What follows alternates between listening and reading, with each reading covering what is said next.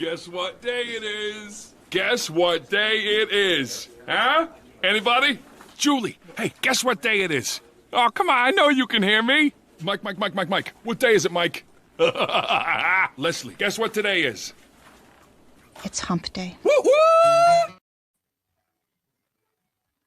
Ooh, Wendy Bell Radio is live. Can I just thank you guys for the 700 comments yesterday? Not the chat. You guys are rock stars in the chat. Like crazy.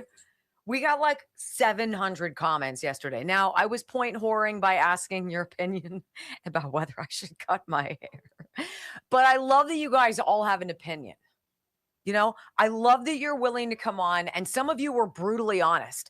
One woman was like, your forehead's kind of square, so if you had some bangs, it might look better. And I was like, is that how she said it? I Just love like you that? for that. I love you for that. It's the beautiful thing about having an opinion. I don't care. I care. So if I call you a fatty Bobalatti? But I don't care. But I love that you are all, I don't know, you're all comfortable enough to be honest in your own way, right? I love that about you. You know, that's special. It sounds dippy, but I'm not sitting here worried about my hair, but to have something that we can just something mindless to hear what everybody's talking about. We need to come up with a good one today.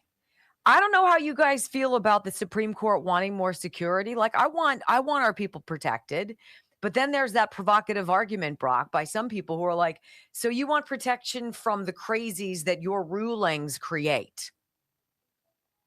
Yeah. I'm sorry. Why are we paying for that?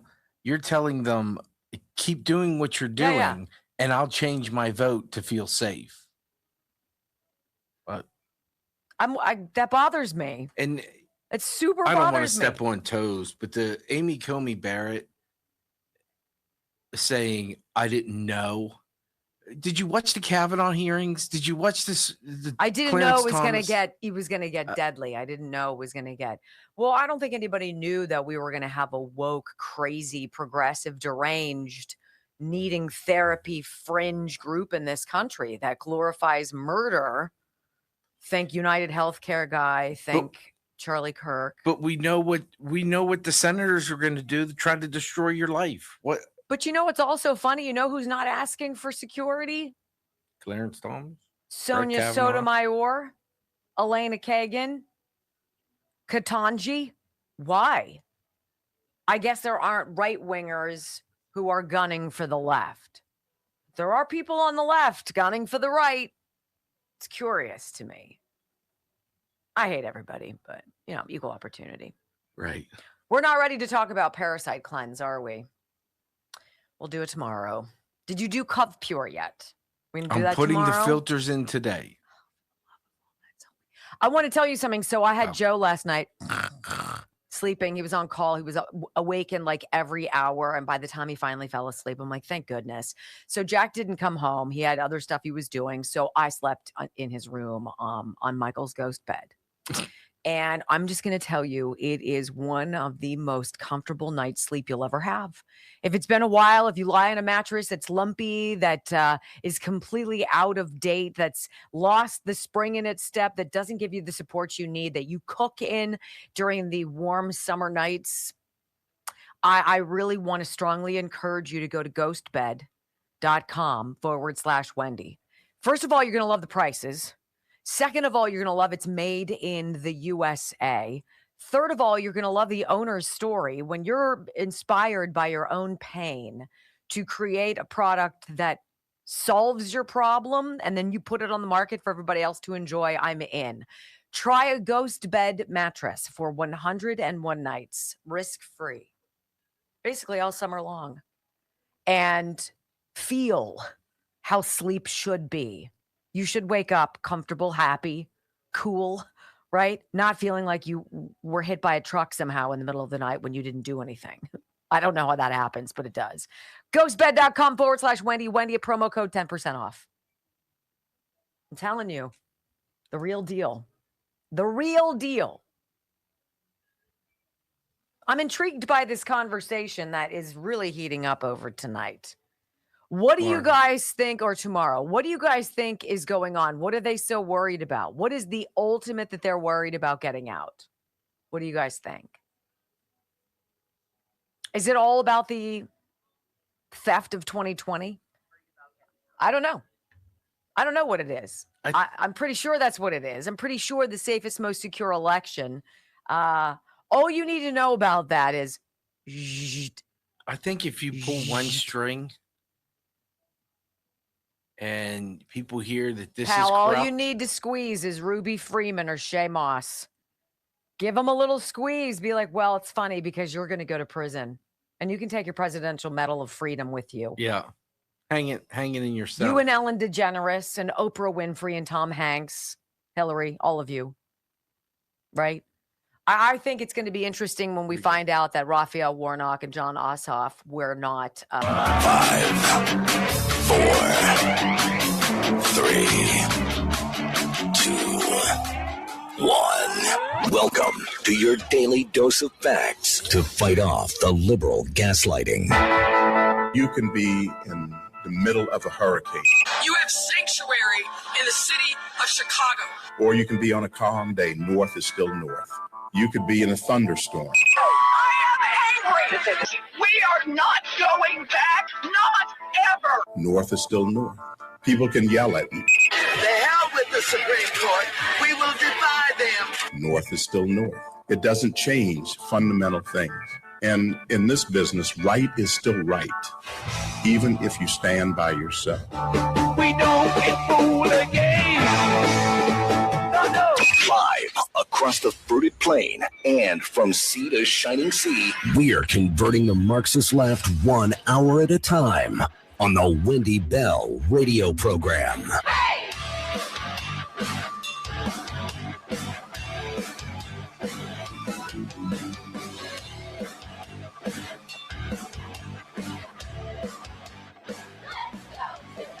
Well, hello, America. Welcome to all of you across the beautiful fruited plain to the Wendy Bell radio program. Look, my name is Wendy. I'm a simple woman. I'm a mom. I love my sons. I love my husband. I love my family, my country. I love being an American. And I really enjoy this program because I get to tell you the truth. I get to tell you what I see is going on. And then if you're part of our live video chat, you get to share with me what you think is going on. And we get to have a conversation. Remember when we used to do that? We could disagree and still have a conversation and still get along. I think America's hungry. We're hungry for a great American reset, my friends. And who knows, maybe it's going to come to us, as soon as tomorrow with this presidential address at 9 p.m. Eastern. Either way, we're going to walk through all of it. The reaction on the left and the media, they're flipping out, ladies and gentlemen. It's total panic time. And I love it. I love it. I want to see them squirm. I want to see them sweat. And I'll admit it, I want to see them suffer for what they've done to us.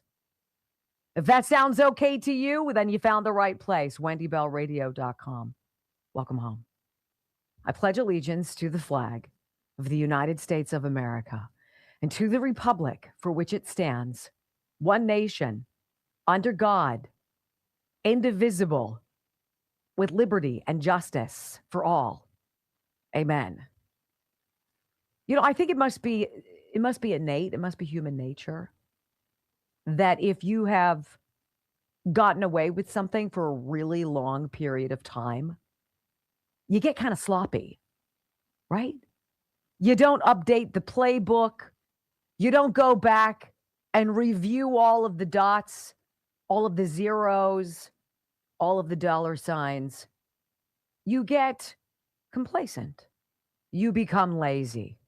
And that's pretty much how our government has been for the past, 40 years, maybe even longer, where you have a lot of dirty actors who are used to just doing whatever they want, getting in bed with whomever and whatever special interest behooves them, not you, and running for re-election, which is almost always guaranteed once you make it into that inner sanctum of Capitol Hill. But there's something dirty and dangerous and psychological that happens once you walk through those doors of the people's house or you walk into the Senate.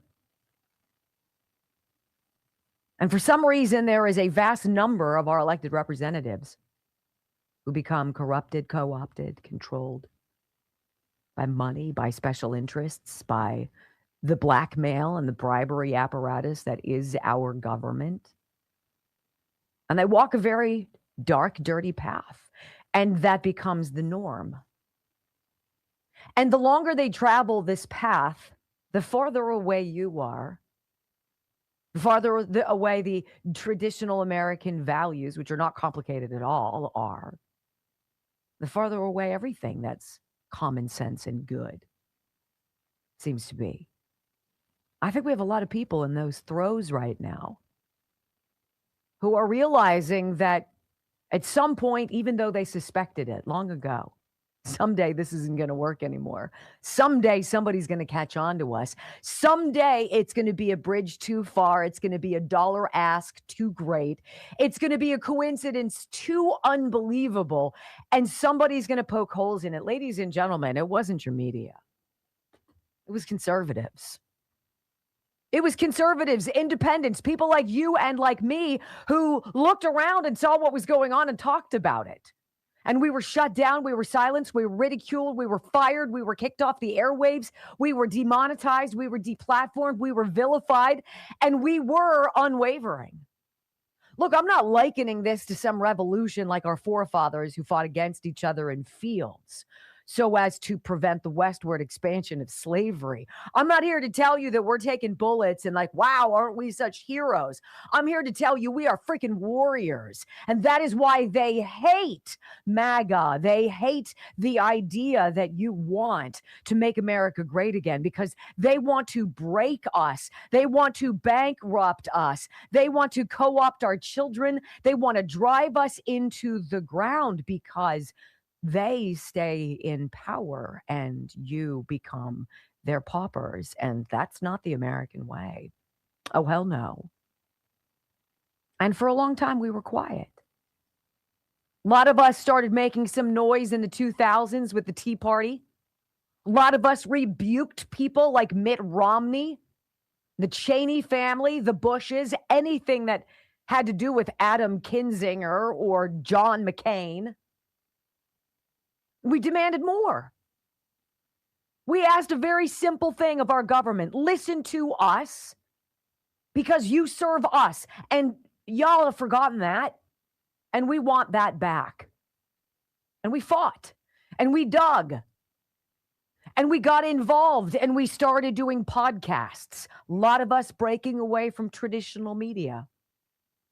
Whether or not we were forced or chose. Carrie Lake bounced from the same job I had. Main anchor at a TV station, evening news, 6 and 11, walked away from a job very few people in this country are privileged to have because she saw what was going on and wanted nothing more to do with it. This is our time. Tomorrow night is for you. You saw the ridiculous of the ballots at the State Farm Arena in Fulton County, Georgia, when they freaking told you it was the safest, most secure election ever. Ladies and gentlemen, I can pull 2 counties from the 67 that make up the Commonwealth of the land before time, which is what I call Pennsylvania. And I could find you enough anomalous, or I could say discrepancy votes that would have flipped that election back to President Trump. 2 counties out of 67. The oddities, the things that don't add up, the people who don't exist, the counties that counted more ballots than there are registered voters, the dead people, the aliens. How many more which ways do we need to see it? This is it. This is that point. This is that line in the sand. This is that moment. And President Trump and his team have been gathering the evidence since, I dare say, 2020, period. What did he do in the off season? Did President Trump, in between his 2 terms, golf a lot? Did he hang out a lot? Did you see him gallivanting around the world? Did you see him and Melania sipping margaritas somewhere on a beach, kicking up their feet, enjoying the good life, which they had every reason and right to enjoy? No. He was building the case. He was getting the team. He was planning the cabinet. He was proposing the agenda. He was making a list. He was gathering the data, collecting all of this stuff that he needed. And then he walked out into the line of fire. And they tried to take him down with 4 criminal indictments and a bunch of bullets. Thank God they missed. Tomorrow is for you. Tomorrow is your vindication. Tomorrow is your reward, hopefully, God willing, for seeing through the garbage, for asking the critical questions, for not believing the answers, because damn it, at some point, you just freaking have been lied to too much. Tomorrow is what the deep state fears more than anything else right now. They can lie to you all day long. They can say safe and secure. They can say Trump is obsessed. He's obsessed. We has to have won. He's crazy. No, he's a man who did win, who realizes he can't change the history books, but he can change the course of America's trajectory. And that, my friends, is what scares the dark and the dirty and the dangerous the most. Your knowledge. This is why they say they hate those MAGA extremists. This is why we have a divide in this country. Part of us are willing to think critically, and the other are sheep. Now, if you're a sheep, you have an opportunity. Tomorrow, pick your head up out of the grass, and at 9 o'clock, pay attention to what the president presents. Pay attention to the evidence that he drops, because it will be just the beginning of what I believe is the culmination of more than 10 years of data collection. This will be better than any poll. It will be stronger than any survey, and it will lay the case on the table to the American people. And then after that, if the sheep continue grazing, there's going to be a very short ride to slaughter. When we come back on the Wendy Bell radio program, you know, this is how Democrats got Kamala Harris. And now it seems like they're stuck with her. After all of this stuff, all of the lies, the cheats, all this stuff, right? You got to have a leader. Who's the leader? Kamala Harris. Oh my gosh. Get your bread, guys, because I'm serving up a vat of gravy. Next on the Wendy Bell Radio Network. Okay. What do I want to talk to you guys about? Brock, do you have a feeling one way or another? Nope. You don't? You're going to talk about? Mm-hmm. I was going to say tulip blooms because I could smell it as soon as I walked into your booth. So it is lovely. Who has dry elbows? Do you have dry elbows, or the heels of your feet get really dry if you don't tend to them and kind of grind them down? It can get really, some people can have cracks and they can bleed. Let me just tell you, one of the most indulgent and affordable things in the world to treat your skin to the greatest hydration it's ever felt is called Tulip Blooms. tulipblooms.shop/Wendy. I've talked to you about the Tulip Soothe, which is their balm for pain relief, and it smells like heaven. It smells like you just went into a salon. Then there's, of course, the castor oil, which is a phenomenal product in and of itself. It has been on sale for a while, and I use a couple pumps, and I put it all over my abdomen and my back, and then I do the blue face serum on my chest and my neck every single day, and I rub it in my arms. And I'm just going to tell you, walking out of your house with sweet smelling, soft skin, it's just one of those things that I like to do every day. And I will continue to, thanks to Tulip Blooms. 10% off, my name. tulipblooms.shop. I still say it. I got a testimonial yesterday. Oh, I still say it. This is my favorite. The velour massage oil. I use it every single day. This is as far as it's gone down here. And I use this multiple times a day on this show. Go ahead. What did you get as a testimonial? Kate told me she had sunburned and she put the body butter on it. And she's like, and the next day, she's like, it doesn't hurt. It sort of looks like it went away. She's like, my skin feels great. She's like, I put it on my elbows. Oh, I'm telling you what. She's like, not the velour massage, the body butter. It's just everything that they make is really lovely. And the packaging is beautiful. It's a great gift. But I say before you gift it, give it to yourself because you deserve it. You do. It's nice. Tulipblooms.shop/Wendy. I love working with them. They're so easy and they're so geeked about you guys. I'll go back to saying, Geeked. guys, get it for yourself. But if not, rub it all over the ladies. Rub it all over the ladies. How you doing? All right. How are you guys? What's going on out there? I'm so excited to be with you. Let's see what we're doing. We got 3,500. You guys have been solid. And I'm going to say this during the summer months. That's when we were number 6 on the leaderboard yesterday. And I think we only had like 60,000 views. But see, it's not the number, it's the quality.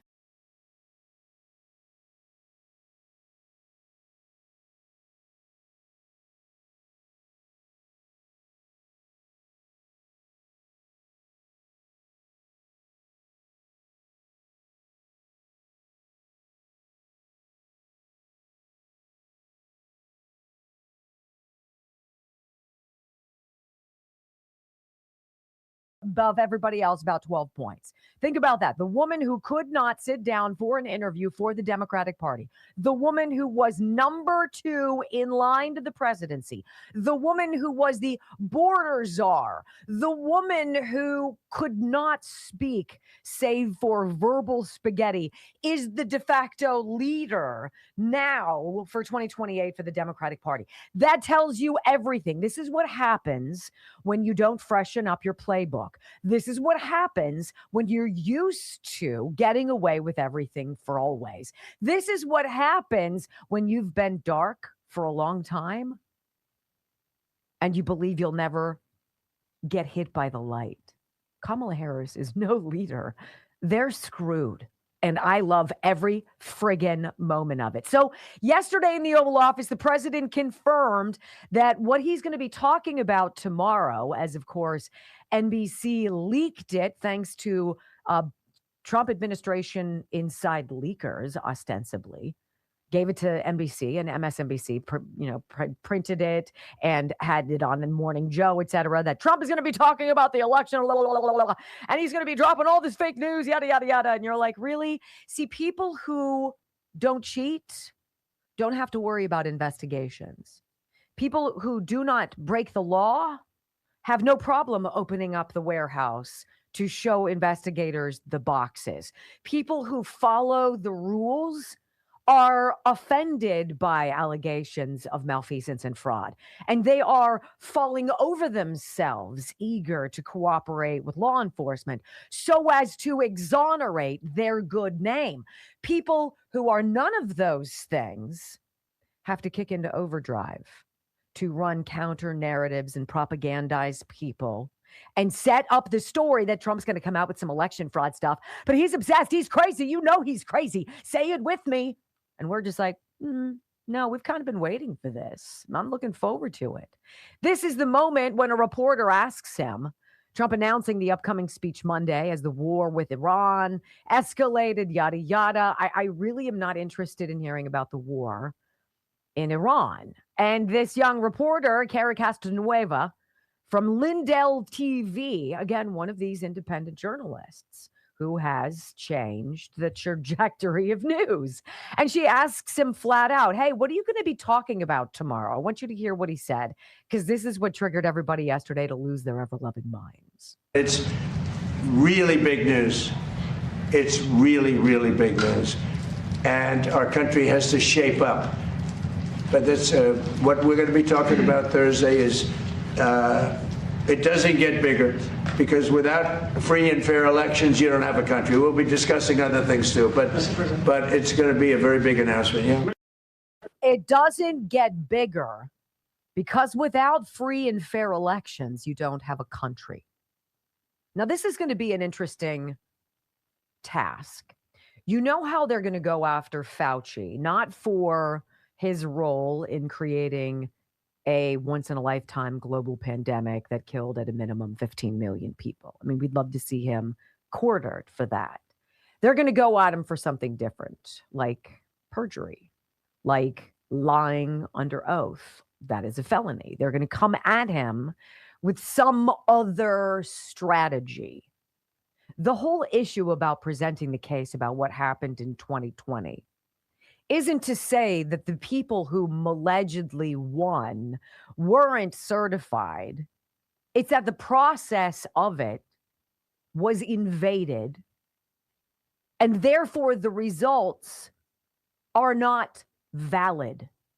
That doesn't mean that Joe Biden on paper, and as was widely reported by the news, it doesn't say that Joe Biden was not president of the United States. We witnessed that. But what's going to be exposed is the corruption of the system that allowed a lot of bogosity to affect the election results. That has to change. And I think President Trump has this great opportunity to not sing the sour grapes of a stolen election, but rather to illuminate the many ways in which anomalies happened that cannot happen if we are ever to trust our elections again. And what he wants is very basic. And the Democrats don't want it because the Democrats need to cheat to stay in power, period. Voter ID, citizenship, same-day voting, no paper ballots. Bingo. Or rather, paper ballots. No electronic voting.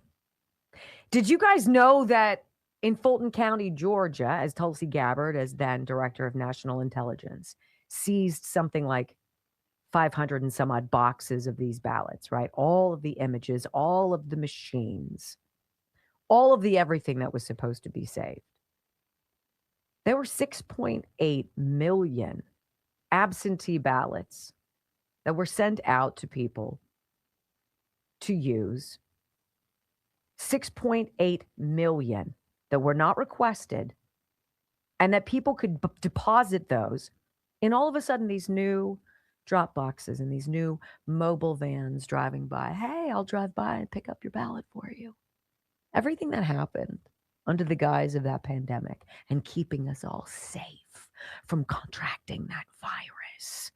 It was the ultimate open door to steal, to lie, to unseat conservatives, to put in Democrats. How's it possible that Georgia has 9 Republican state representatives, right? 9 of the 15 are Republicans. We have 2 U.S. senators who are Democrats. That's something that we're going to talk about today because Raphael Warnock and John Ossoff are sweating. When we come back, John Solomon is working for the Trump administration. What he said yesterday about tomorrow next. So think about it. All of these things, like I could bring up Audit the Vote PA here in Pennsylvania that our friends did. You know, just look at one county. I'm going to look at one county. Allegheny County, Brock's County, my county. After the election, 5,400 voters were backfilled into the Shore system, the election system. That means they were added afterwards. Why? There were 8,395 duplicate registrations. Why? There were 94,695 first-time voters, 4,352 inactive voters, 2,072 mail-in ballots counted that were received after the date, 2,261 mail-in ballots that were recorded that were sent out of state, and 13,294 registrations that were removed from the voter rolls between the week of the election and February 1st, 2021. You add all those up, and Joe Biden in one county did not win Pennsylvania. In one county, and we have 67. Why would 13,294 voter registrations be removed from the voter rolls after the election because those people don't exist. They're dead. They're illegal. They're dubious. They're figments of your imagination. Please. Safest, most secure, my big behind. Anywho, I want to tell you guys about WendyLovesGold.com. WendyLovesGold.com. You know, if something happens to you, and let's just say something happens in this world to the cash money. Let's say that there's a market crash. Let's say there's something calamitous that happens. When you have gold and silver in your hands, you have wealth. You have a rare commodity. You have something precious that can't be taken from you, that's not impacted by what happens in the Dow Jones. That's something that you then pass down to your children or your grandchildren. What a phenomenal gift. Can you imagine setting up a nest egg for your family, for your children or grandchildren in gold and silver? Because you can. And the value just keeps going like this. WendyLovesGold.com. I've bought quite a bit in the last couple years. Probably need to make a new one. And I will tell you, it gives you peace of mind not having all of your money in the stock market or underneath your mattress. Don't sit on money in a lousy savings account. Don't sit on money in a checking account.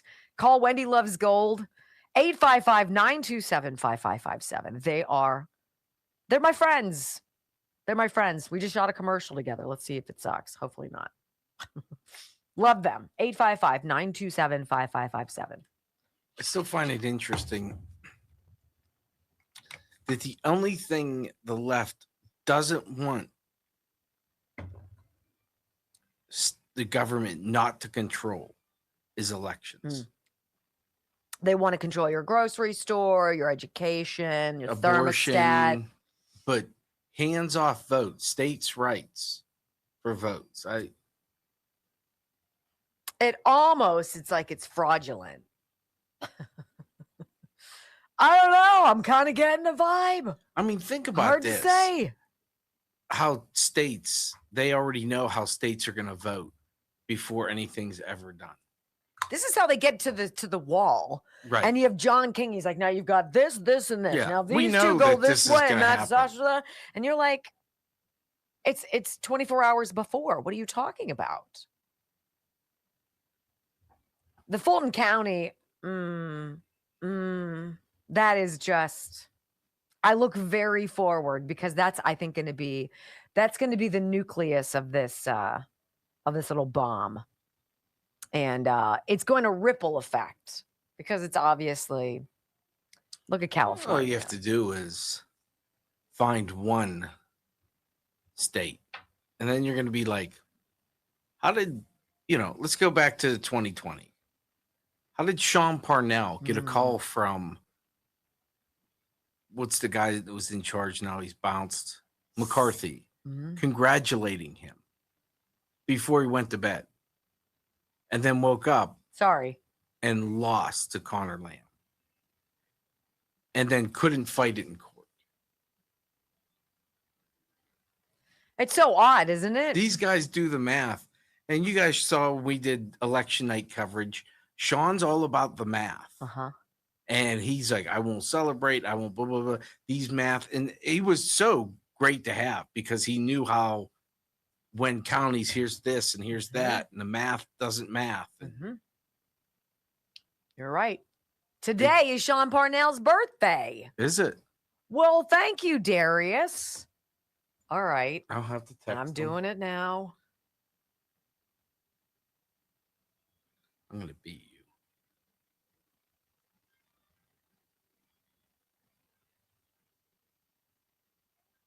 Happy birthday, old man! Exclamation point. Damn it, I put it in the... Oh, look, I'm done. Let's see what you guys are talking about. I'm so glad you're here. It is hump day. We have 175 comments. Oh my gosh. Yeah, Anta Wisa was number 1. Look at you go. Who? Her name is Anta Wisa. I was number 1. Hi, Rob V. What's going on? This A. this morning. Zoldzman.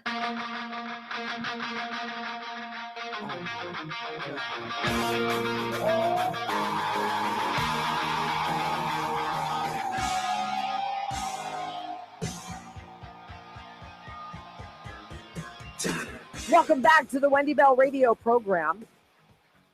You know, it's odd when I think about those polls that say only 8% of Republicans have trust in the mainstream media. 8%. And you have the media looking in the mirror, not understanding what's going on with the revenue, what's going on with their ratings. Where's everybody going? What happened? And it's like, well, you know, we can only stomach so much of your bias, and then we tune out. We just want to be told the truth. 8%, you guys. And this is why I say, you know, the Nick Sorters of the world, the Benny Johnsons, you know, the Steve Bannon War Room, Glenn Beck and the Blaze, the things we do on this program, other podcasters you follow, Dan Bongino, and all of the others on the platform Rumble that we pay attention to. These are the people who have represented fact-finding, truth-seeking, and storytelling to the American people. And we have replaced the old school media. And they don't know what to do. And the longer we go with this Trump administration, the more he drops a little nugget out there. I'm going to be talking to people on Thursday. It's going to be big. It's going to be really, really big. It's going to be super important. You need to hear what we're talking about. They go haywire. Meanwhile, people like John Solomon from Just the News, who was tapped by the administration to come in, much like Elon Musk did with the, you know, Michael Schellenbergers and the Taibis, Matt Taibis, and the Bari Weisses, bring in 3 quote unquote independent journalists, open up the Twitter files, find what's wrong with the platform, and expose it to the American people. This is what Donald Trump said, ostensibly, to John Solomon. Hey, buddy, you're fair. You're reasonable. You're dogged. Join our team. So he goes on Real America's Voice last night, right? And he's talking, John Solomon is. He's taken a step back from Just the News because he's working on this grand conspiracy and all this other stuff that the Trump administration wants to get out to the American people. And he said something which I think should absolutely terrify people on the left and the deep state. When asked, what's the big story going to be on Friday morning after we watch what the president has to say?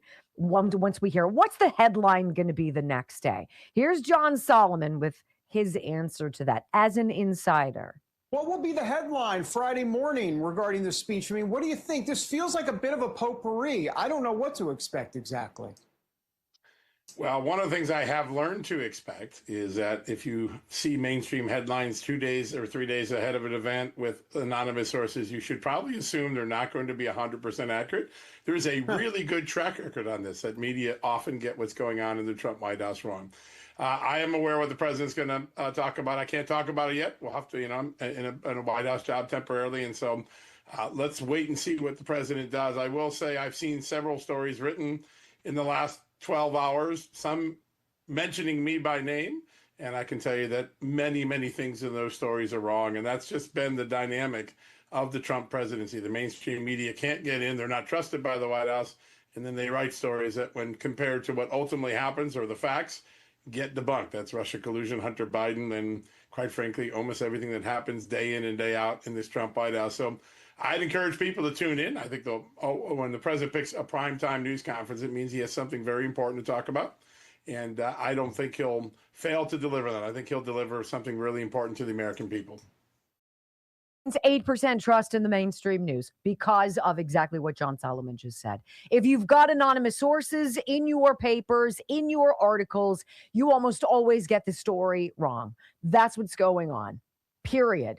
Stop it with the freaking anonymous sources. Stop it with the propaganda. Stop it with the rumor mongering. Because at the end of the day, you will be wrong, he said. He continues in the show host, the other host tries to get him desperate, to give him something. Give me a nugget. Give me something. But John Solomon does something in this one audio clip here that we haven't tasted in a while on our tongues. It's called integrity. And that is John Solomon. There's reporting this morning, and you mentioned that some of these reports aren't necessarily always accurate. So is the reporting accurate that the president will address Iran, which seems that it might make sense given that he notified Congress yesterday or recently that hostilities or the war is continuing? Is that reporting accurate? We'll start there. I don't think the speech is set yet, so I think we ought to wait and see what he does. I unfortunately, I have to shed my journalist title for a day or two and be allegiant to the commitments I made in the project I'm on. But I think people will walk away from Thursday night's press conference with a lot of new information and say, wow, that was pretty amazing. I think that's what is there. Not everything is set in stone. And as you know, 3 days is an eternity in a White House. So what people think they might be doing on Monday could be entirely different by Thursday. And I think we should wait, trust that the president has a big reason to be doing a primetime press conference and or a primetime speech and talk directly to the American people and see what it is. But I think people will be, from what I know, I think it'll be a very newsy speech. You know what John Solomon reminds me of in that? He reminds me of the principal who's smiling at you as your parents have been called in for a meeting. And he's like, I'm sure it'll be fine. Don't worry about a thing. And you're like sweating bombs. Oh my gosh. He's so calm and measured. No, I'm not going to tell you anything. I took a pledge. I made a pledge. I removed my journalist hat here, and I'm working for this administration to help them tell a story to the American people that they've been working on for a decade. And it's going to be outstanding. And I think America is going to be amazed. What? Meantime, on the other side, one of the seditious six, Alyssa Slotkin, they basically say, without even trying to hide it, why they're opposed to passing the Save America Act.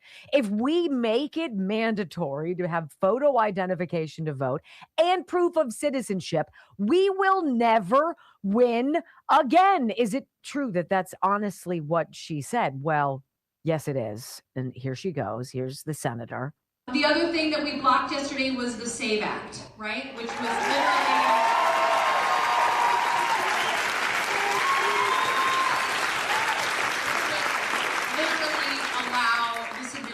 to rig our democracy so that it would be hard for any Democrat in any state to win any election, and disenfranchise all married women in the meantime, by the way. It just, you have to show your birth certificate at the polls if you have a married name. Everybody knows that's garbage. You can't even get upset at them anymore because it's so lame, right? And then she might as well just tell everybody in the room that they're all like racist and they're not in touch with their white privilege, right? She's speaking in June. That was June at the Indiana Democrat Party state convention. And everybody in the room cheers the Democrats doing whatever they can to vote down the Save America Act. They need the numbers. They don't have the numbers. They don't have people who are supporting the Democrat Party. They do not have people who are believable. And now they've given birth to this fringe group, this like stepchild group of the Democrat Party, and they're too much of a bunch of wusses to disassociate from them, and they've been hijacked. And so what's going to happen is you're going to see the death of the Democratic Party, and that's not a good thing for America. I don't cheer that on, but for a sitting senator to go up and lie, bald-faced lie through her teeth that the Save America Act is all of a sudden going to make it hard for married women to vote, it's the dumbest thing in the world. They have no plays, guys. They have no plays. This is running on empty. This is where you need a national emergency, right? This is where the Democrat Party needs some kind of big calamitous breaking news in the next several hours, or at least sometime tomorrow, to throw the president off of whatever he's going to come out and drop. Because they know he's got the goods. They know Tulsi got the goods. They know what's coming. I want you to hear Tom Tillis What a rhino dirtbag. He's asked by a reporter, an independent reporter named Sarah Gonzalez, who is outside. She's down in the bowels of the Senate, and she catches him going to the elevator. And she's like, what? Are you no on the Save America Act because you get so much money from the illegal labor lobby? And he tries to quiz her. And she's like, yeah, I know my stuff, pal. And then he tries to belittle her. Oh, who are you with? I'm independent. Good luck with that. Good luck with that, little girl. It's very unbecoming, but it's very illustrative of the sock. Senator, you've received almost $700,000 from the illegal labor lobby. Is that why you voted against the Save America Act? Can you tell me who the illegal labor lobby is? Yes, it's contractors, general contractors, hospitality companies, industries, construction companies and industries. What do you know about the which Save America Act are you talking about? The one that you voted against, sir. Okay. And so you're asking me if I voted, I was against it because you're receiving almost $700,000 from these lobbyists. Do you have any idea what a remarkably silly question that is? I think it's a pretty important one. I think your constituents want to know why you're betraying them. Some math. Do you know what my election cycle, the total all-in election cycle cost was in 2020? It's $300 million. Do you honestly believe that I would make a policy decision based on that? I don't know why you're betraying your constituents. Who do you work for? I'm independent. Okay. Why are you betraying your constituents? Why are you betraying your constituents, Senator? Good luck on the clicks. We just want secure elections, Senator. You're preventing us from getting that. You're betraying America. Good luck on your job. Good luck on yours. What a strange thing for Senator Tillis to say. $700,000 is not enough. He's a sellout, but not that amount because he receives $300 million. If I were an honest person and I were answering that question, I would just say, I'm not a sellout to anyone. I don't sell out for any amount of money. But Tom Tillis says he sells out, but not for that amount. Isn't that interesting? Well, good job there, Sarah Gonzalez. You did exactly what we all wanted to see done. And that is to show a rhino in his natural habitat, saying how much money it takes to stay in power. It's a lot of PAC money, you guys, even if it comes from illegal labor. When we come back on the Wendy Bell radio program, we're sensing a little bit of fear in Georgia today, where the math just ain't mathing right. Republicans have the majority in the Georgia House, but they have 2 Democrat U.S. senators. And John Ossoff now is sounding very nervous. Whatever for, Senator? Well, let's listen in next on the Wendy Bell Radio Network. Good for her. Don't bully me. Good luck on your clicks. Hey, man, Nick Shirley with his own little lav, right? And a handheld camera exposed what? How many hundreds of millions of dollars of fraud? How many? It's now Tim Wells out. It's now tens of billions of dollars. So everybody with a personal computer, which is what your phone is, and it has its own video machine in it. Oh yeah, that's your camera. Can go and do anything. And he's trying to belittle her for being just a little peon. Independent. Oh, okay. Well, you still took 700,000. Do you have any idea? 300 million? That's a problem. We should take all the PAC money out of elections. It's ridiculous. All right, I'm drinking it. I got one of those. What did I say the drink was that I was drinking, Brock? Oh, some hoity-toity. It's not hoity-toity. It's Lemon. a low dollar like citrus flavored water, fizzy drink. And so I put that in my Hydro Flask this morning, excited to come to work because we're going to put in the MCT Wellness, the healthy fat from Dr. Gundry. I'm just going to tell you, a little fizz with your weight loss protocol is, woo, it's so nice. That's delicious. And so is not being hungry for 4 or 5 hours. That's the secret. I mean, right? If we were to just boil down weight loss into a science, what would it be? You fewer calories in, you burn more calories than you eat. That kind of would do it, right? Get some exercise, get your heart pounding, drink some water with this in it. And then don't be tempted by cravings that drive you nutty and like rewire your brain and make you into a Cheetos animal like I am. MCT Wellness is the product of Dr. Gundry. Dr. Stephen Gundry, cardiothoracic surgeon who made this, lost 70 pounds. Literally all it is a scoop of that in water, and it's delicious. You're going to be like, I'll drink that no matter what. Oh, and it has this crazy weight loss thing that helps you. Okay, I'll take 4. Thehealthyfat.com/Wendy. Remember, there is a video that you have to watch, but it's a great video because I watched it again and he talks about olives.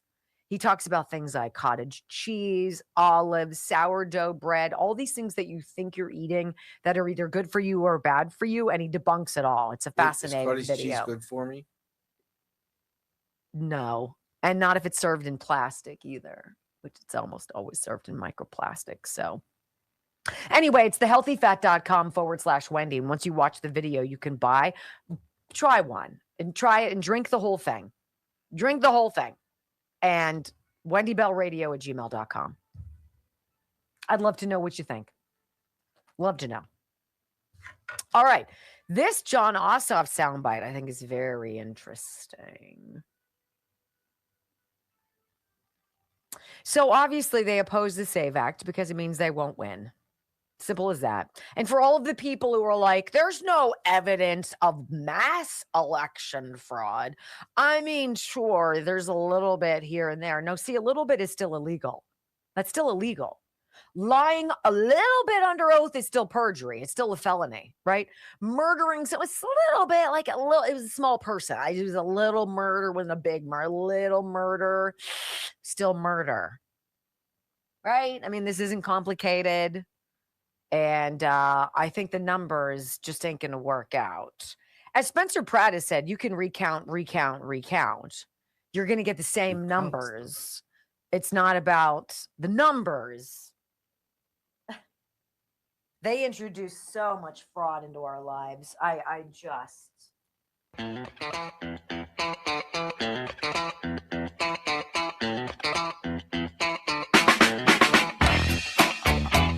So it does smell like fear in Georgia. Welcome back to the Wendy Bell radio program. You just can't have more people voting than there are people who are eligible to vote, right? You can't have more ballots come in than there were ballots that were shipped out. That was one of those cool anomalies in Pennsylvania in 2020, which is wild. Like, how does a state that sends out 1.8 million mail-in ballots get 2.5 million back? I mean, that's so weird. And John Fredericks from the John Fredericks Radio Network, we're going to have play a little bit of sound from him from years ago to underscore how common the knowledge is in Common Sense America that 2020 was neither safe nor secure. But there are grumblings and rumblings now that the 2 runoff senators in Georgia who won allegedly in 2021, Raphael Warnock, who's a slumlord reverend, and John Ossoff, who fancies himself presidential material, good luck with that, both managed to win, and by the skin of their chinny chin as well. Interesting numbers. I want you to hear this. John Ossoff is now worried that the president tomorrow is going to address the special election that enabled him to get his Senate seat. And man, he's coming out with Jen Psaki. Mercifully, Brock, she changed the name of the show. It's no longer Inside with Jen Psaki. God. It's no longer Inside with Jen Psaki. It's now The Briefing with Jen Psaki. They sure sound nervous about what the president is going to drop tomorrow. And John Ossoff does what a good leftist does and turns the table and says it's actually Trump who's trying to take over the elections. Always blame your opponent of doing what you're doing. That's a great Marxist move. Listen. Of crucial battleground states. But look, there's talk that he might try to declare me and Raphael Warnock illegitimate senators. Obviously, the president has no power to do that, but he does have the power to try to intimidate people. He's demonstrated his will to abuse power. I expect him to use whatever he puts out there on Thursday as a pretext either for some attempted unconstitutional use of federal power to interfere in the election, or to give his proxies and loyalists in state and local jurisdictions some cover for whatever they might attempt, or to lay the groundwork for challenging the result. And the bottom line is that this is a real and live threat to voting rights in the United States right now, and perhaps the most significant we've faced since the 1960s. And I'm asking folks again to help me defend voting rights and get out the vote in Georgia at electjohn.com. Oh, electjohn.com. I'm just going to throw that in there, right? With Jen Psaki. Okay.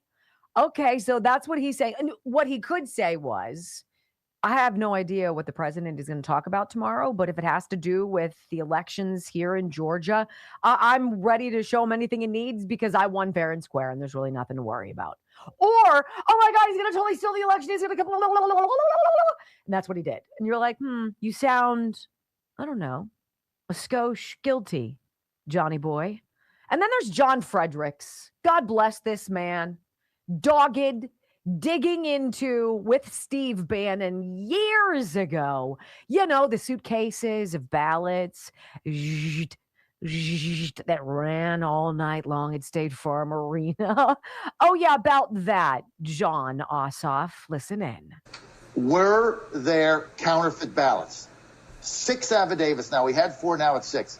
6 affidavits of veteran election officials are alleging that up to 30,000 of these 147 ballots are fake. Somebody printed them up on a machine and ran them through the vote counting machines. They're not real. They're not attached to anybody. They have 4 pieces of evidence for this. None of these are going away. None of these can be explained.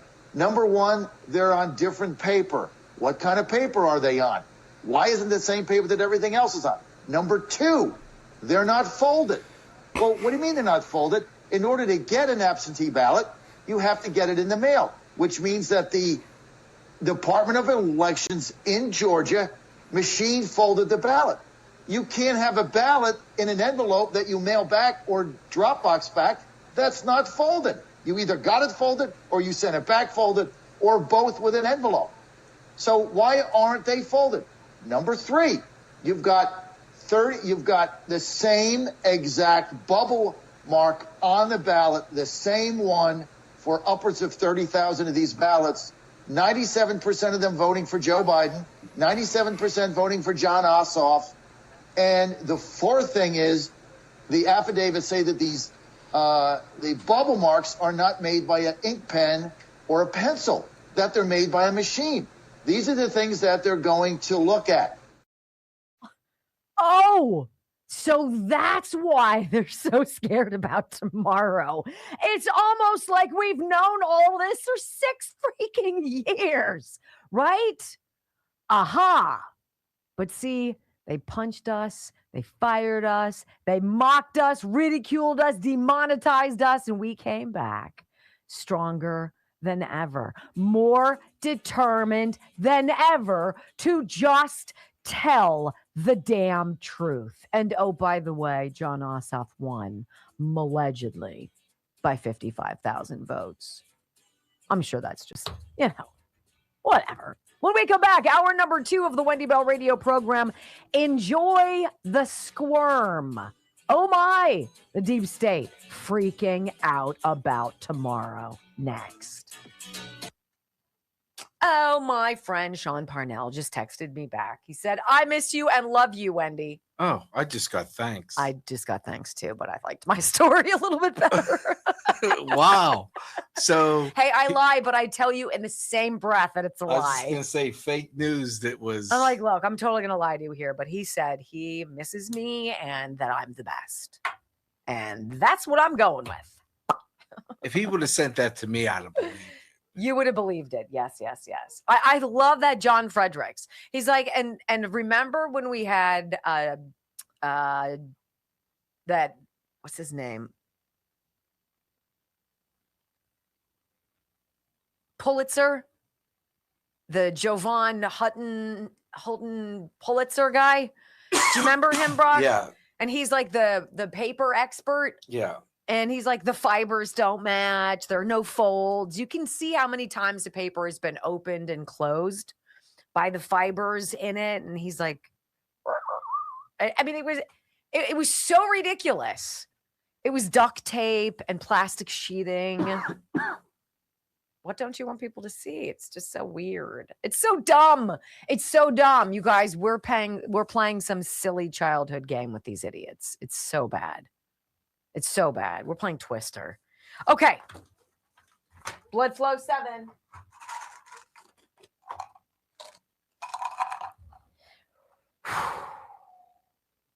What's so special about 2 of these little capsules? I don't know, but I take them first thing in the morning. And I love when you can take a supplement that doesn't make your stomach feel upset. It doesn't make your stomach feel sour or something. That's the pits.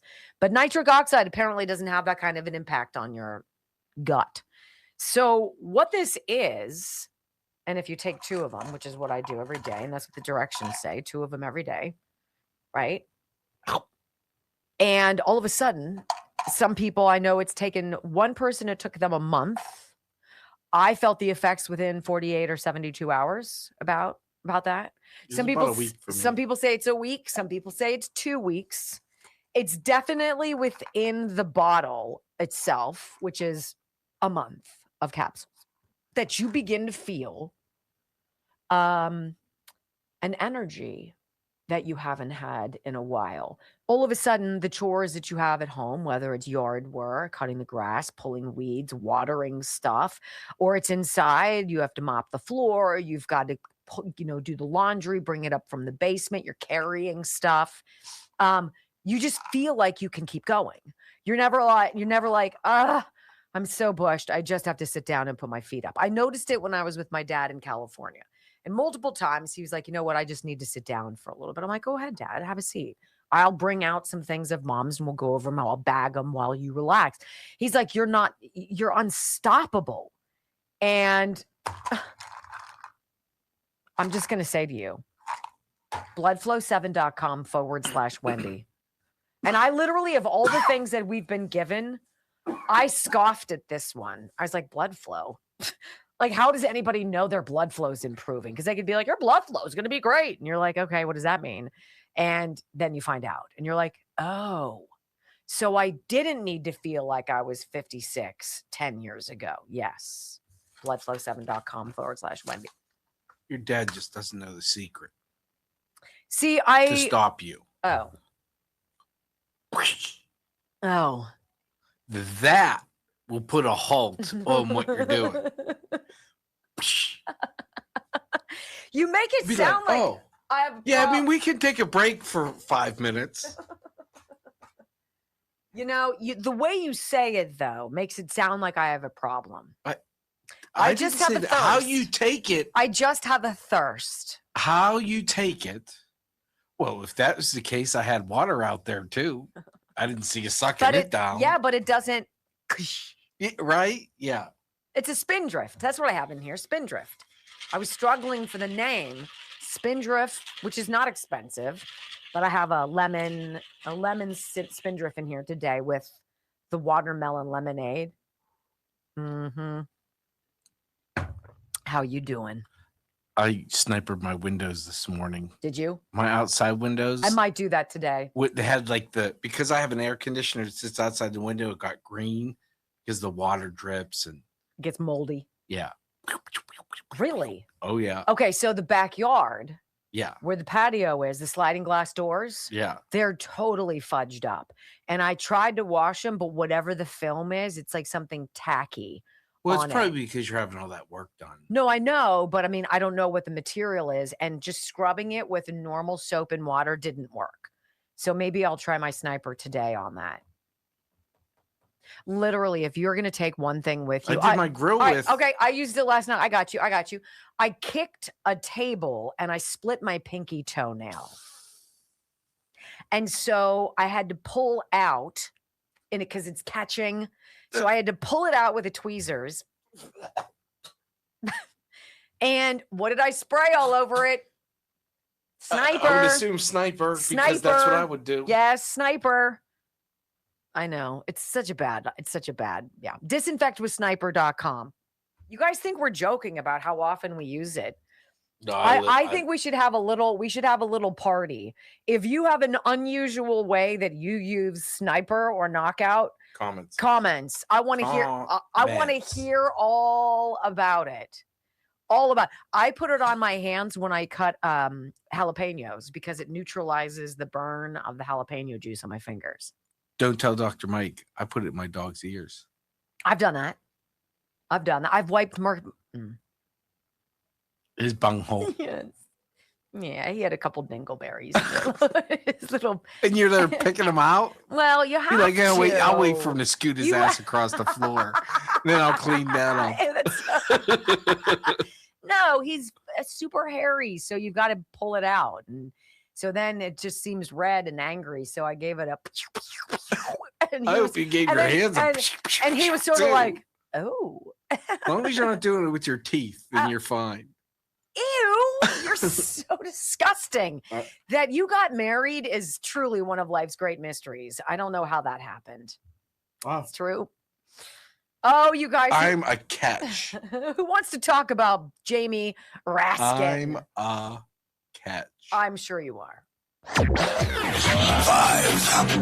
4, 3, 2, 1.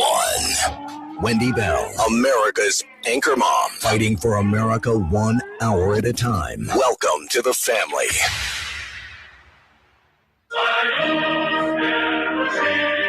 have put together, I think, the most extensive and inclusive voter fraud organization in the history of American politics. The election was rigged. I don't need you to get me elected. I need you once I'm elected. It was a dirty election. No longer just who gets to vote. It's about who gets to count the vote. It's happening right now in California. Whether your vote counts at all. It's appropriate. That's how they count the votes. Do you think it's It's about who gets to count the votes.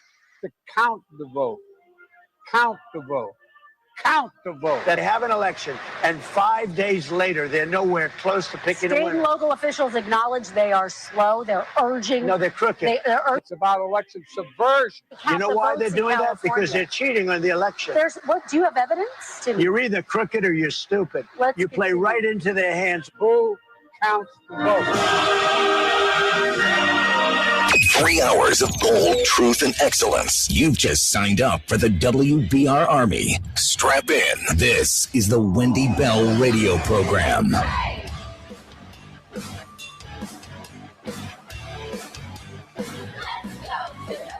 Welcome back. Hour number 2 of the Wendy Bell radio program is live. It is so interesting when you get to listen at 30,000 feet to all of the Democrats say basically the same thing. I wonder, is there like a Telegram channel that they're on? Are they on a Signal app? Are they on some big group text? And the day's password obsession or whatever it is comes out because that they all start hitting the exact same thing. Look, one more time, we have no idea other than what the president has said. Tomorrow he's going to make an announcement. It's 9:00 at night, Eastern time. It's going to be a big deal. He hopes you can make it. He's going to have Kash Patel there. He's going to have the CIA director there, John Ratcliffe. He's going to have Big Bill Pulte there, director of national intelligence. He's got a lot of serious stuff to drop. Now, if you're not guilty of doing anything wrong, you're interested in what your commander-in-chief has to say, regardless of how you vote. This is the leader of the country. They have an important address. Let's sit down and hear what it is.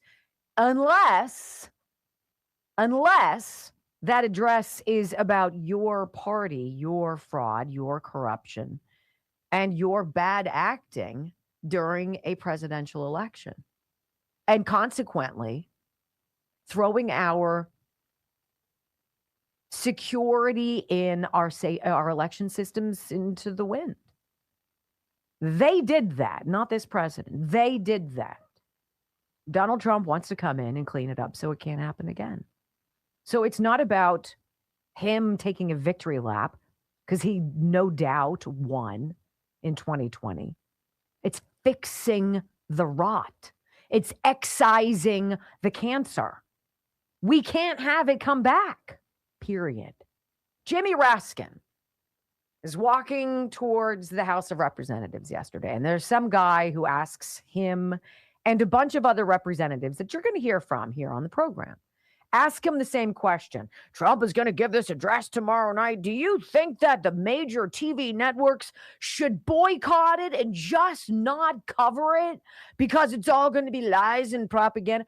You know, how heartwarming that the Democrat Party is all about censorship when it comes to this president, but free speech for everybody, including criminal illegal aliens who kill Americans. Here's Jamie Raskin that this guy captures first and bumps into the Maryland Congressman, Jamie Raskin, asks him about the president's address tomorrow night. And Raskin's triggered and clearly afraid. This is what he said. Look, this was litigated 60 different times. Every federal, state, and court decision rejected the claim of electoral fraud and corruption. His own Attorney General, William Barr, told him his claims were BS. He lost the election by more than 7 million votes, 306 to 232 in the Electoral College. The story is that he continues to lie about it, and they've organized an entire political party, albeit a dwindling and shrinking one, around a lie. He's triggered about everything. He's triggered about MAGA because MAGA gave birth to Donald Trump. MAGA was born of disappointment with the Republican Party and with a clear split of the Democrats. We don't want to be a part of what you're doing, and we don't even like our party. We're doing our own thing. And it grew. And it elected President Trump. Jamie Raskin is so triggered. Like, if he had nothing to worry about, as January 6th is one of the committee members of the January 6th Unselect Committee, he knows damn well what's at stake here, ladies and gentlemen. They put out a prime time with hair and makeup and wind machines special for the American people to present a purely one-sided view of what January 6th was. He knows damn well what's at stake. And if he wasn't nervous, he could just be like, you know what? It's the president of the United States. I think that everybody would want to hear what he has to say and decide for themselves what they think. Somebody who's got skin in the game and his ass in a sling is a lot more worried, and he's not done.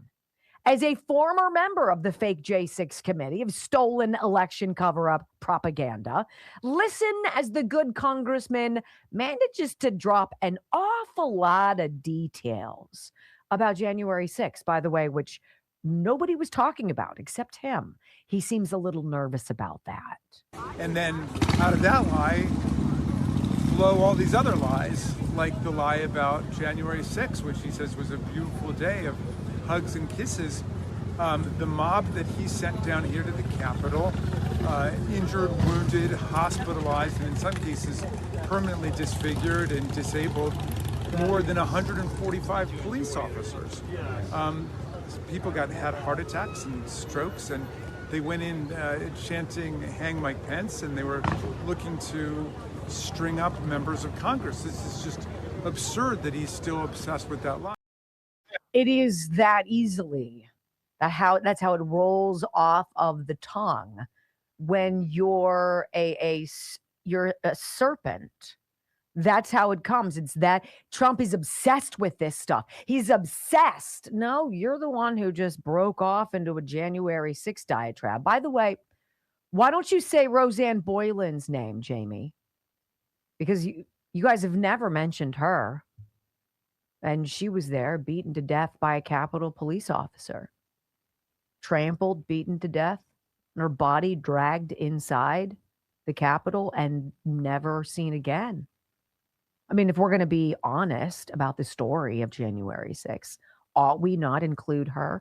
Interesting how he didn't say any police officers died that day, because they ran with that fake news story for about 2 years before that was put to bed. And we should ask him, of course, about the confidential human sources inside, which is code for undercover FBI agents who've been transformed into, overnight in this closet, MAGA supporters, right? Who are there to push the crowd, light the fuse, get people pissed, and make things heat up. But to the congressman, that stuff doesn't really matter. Not to Trump, who's obsessed, of course. And then he says this, which is interesting. If Joe Biden, by the way, won by 7 million votes and January 6th was an insurrection, why Do people like Jamie Raskin need to keep litigating it in the court of public opinion? See, honest people are used to being believed. They don't have to lobby for your trust. Here he goes, now choosing his closing statement carefully. The congressman from Maryland instructs the guy holding the phone to make sure he shapes his coverage of their little brief exchange in the right way. That's creepy. I suppose it is news that the president continues to manufacture fantasy propositions and conspiracy theories and lies, but that's what it should be covered as. It should not be covered as news because he has failed to develop one body of evidence that contradicts one sentence in the January 6th report, for example. They have failed to contradict any of the findings of any of those federal court decisions. So right. I suppose it's news that he continues to be running off in this absolutely pathological direction. Wow, it sounds like the one who's pathological is the one who went off into a 1 and 45-second tirade about January 6th when he was merely asked, do you think the news stations should cover the speech? Wow, Jamie, thanks for all the details. So he wanders into the house. Alexandria Ocasio-Cortez is wandering out, and the same intrepid, independent guy comes up to AOC, and he's like, hey, do you think the media should cover all of President Trump's lies that he no doubt is going to share tomorrow night? Listen. I don't think that we should be contributing to any platforming of lies about our election. And so I think that, many news outlets oftentimes may receive transcripts, and I think that we have an ethical obligation to not air things that undermine our election, that are not rooted in evidence.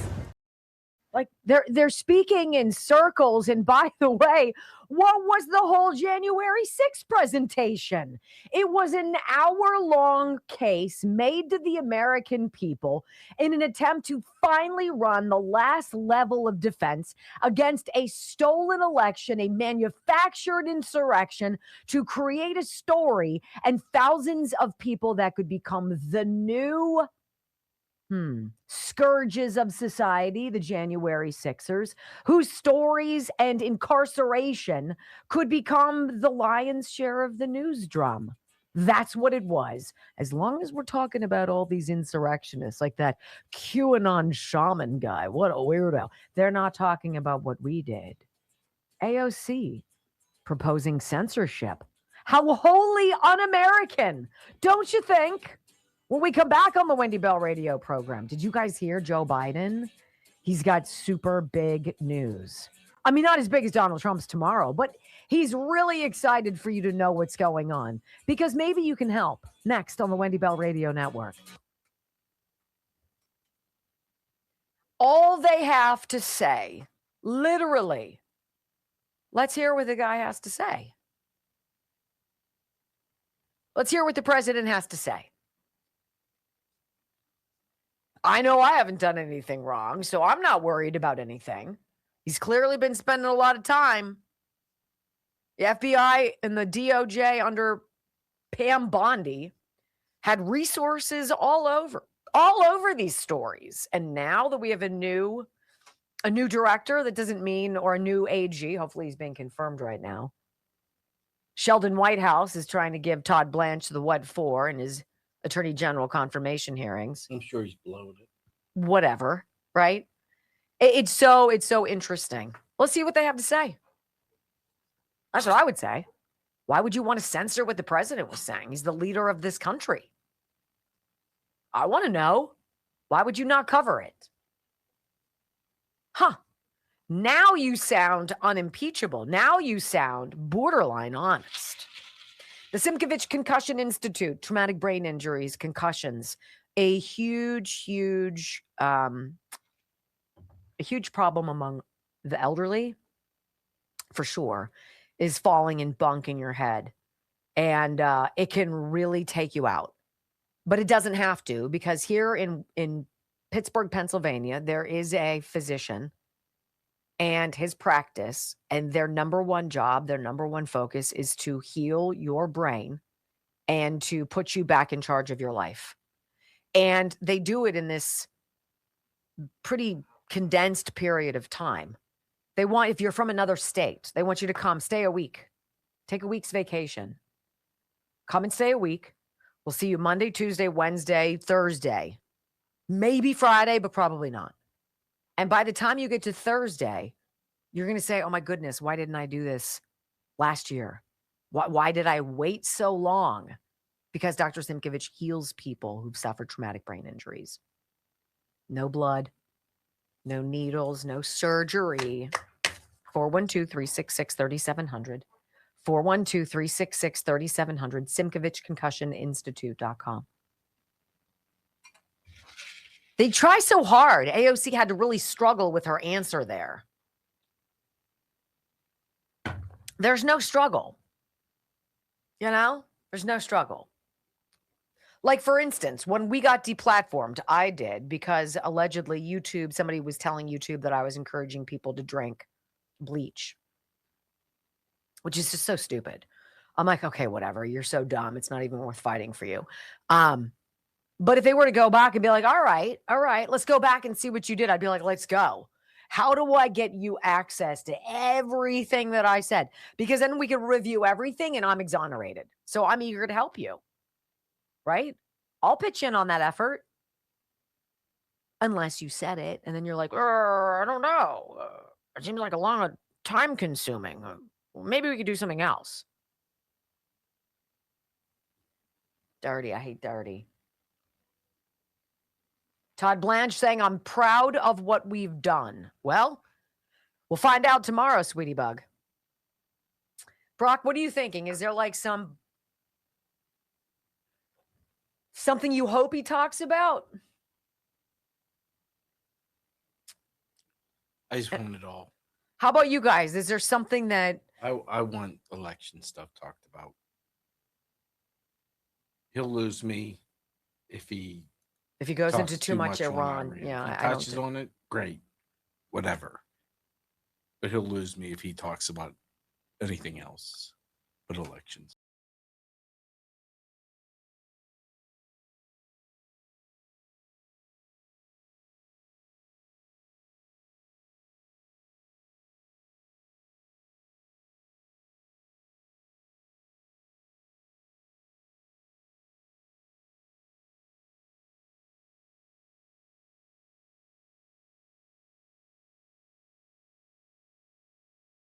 Biden's big news, super exciting. And he's got like a movie trailer to go with it. Fascinating. It's really riveting stuff. We're going to get to it in just a moment. But first, I wanted to get one more Democrat outside the steps of the Capitol yesterday. I'm not familiar with the Rhode Island Congressman Seth Magaziner. There you go. It looks like Magaziner, but it's Magaziner. Seth Magaziner from Rhode Island is asked by the same guy, hey, what do you think about maybe the main TV outlets not covering President Trump's address? What do you think about that? Here's one more Democrat who says President Trump is lying before he even hears what the guy has to say tomorrow. Listen. I think if they run it, they should call out right away that it's a lie, that Donald Trump's election denials have always been a lie. It's desperation. He knows that he's lost the American people. The American people are pissed off about the war, about the high costs, about ICE continuing to murder innocent people in the streets. And so this is the last desperate gasp of the Trump election denial machine. And they should call it out for what it is. Any news outlet that repeats what Donald Trump says about the 2020 election without saying it is false, without saying it is a false claim, is complicit. Isn't that scary? Do you think that guy's seen all of the evidence? Because Jamie Raskin said judges threw out 60 of these cases. Well, you know what? That's not true. 2 of them went through and 1 was won here in Pennsylvania. The other 58 didn't even make it that far. They were tossed out before evidence was even presented. It's almost like it's been this big cover up and the judges have been part of it. No. What? You mean the judges who've gotten in the way of all of the things that Trump is trying to do? I don't know. Kind of feels like it. What do you guys think? And then there's Joe Biden. I guess they've run out of money. I don't know. I mean, you got $30 million, Brock, from China. I don't think Jill's book did very well. Yeah, it might have been a bomb. But here's a very interesting public service announcement. It's almost like a movie trailer for time at Joe Biden's house for a little, I don't know, little memoir he wants you to read. Here you go.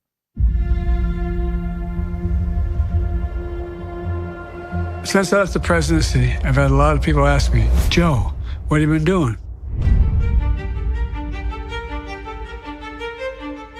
I've been spending a lot of time with my family. I've been dealing with a cancer diagnosis, and I've been getting treatment, and it's been going really well. I want to thank all those who offered their prayers, their support, and well wishes. It's meant the world to me and to Jill. I've written a book about my time as president. It's called Promise Me America. It's coming out in November, and it's available for pre-order now.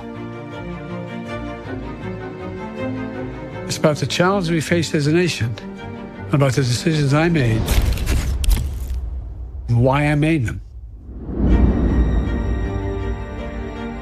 Leading the country through COVID, rebuilding our economy, and restoring our democracy after the attack on January 6th. Ending our nation's longest war in Afghanistan, strengthening NATO, and supporting Ukraine. It's about why I chose to run for re-election and why I chose to step aside. Most of all, it's about my faith in the promise of America. The promise we made to those who've gone before us is to honor their sacrifice. The promise we made to one another and to treat everyone with dignity and respect. And the promise we made to future generations of Americans to remain the beacon to the world. Promise Me America is about my faith in America and the American people. I hope you'll read it, and I hope it strengthens your faith in what we can do as a nation and a people. Oh, my Lord. I think that's like a proof of life video right there. I think that's what that was. I know Joe Biden didn't write a book because God forbid he could actually speak clearly. That doesn't strike me as funny or amusing. I feel terrible for Joe Biden when I watch that. That to me is elder abuse. They put him up, they propped him up, they hopped him up on whatever juices he got on his hyperbaric chamber. And out he went with a full face of makeup, unable, incapable of speaking clearly, right? But he wants you to buy his book. By the way, it's available now. That means it's available for pre-order now. I looked on Amazon, apparently not yet. Probably a bad time to launch when the link isn't active, Joe. I just wanted you guys to see that. I wanted you to hear that.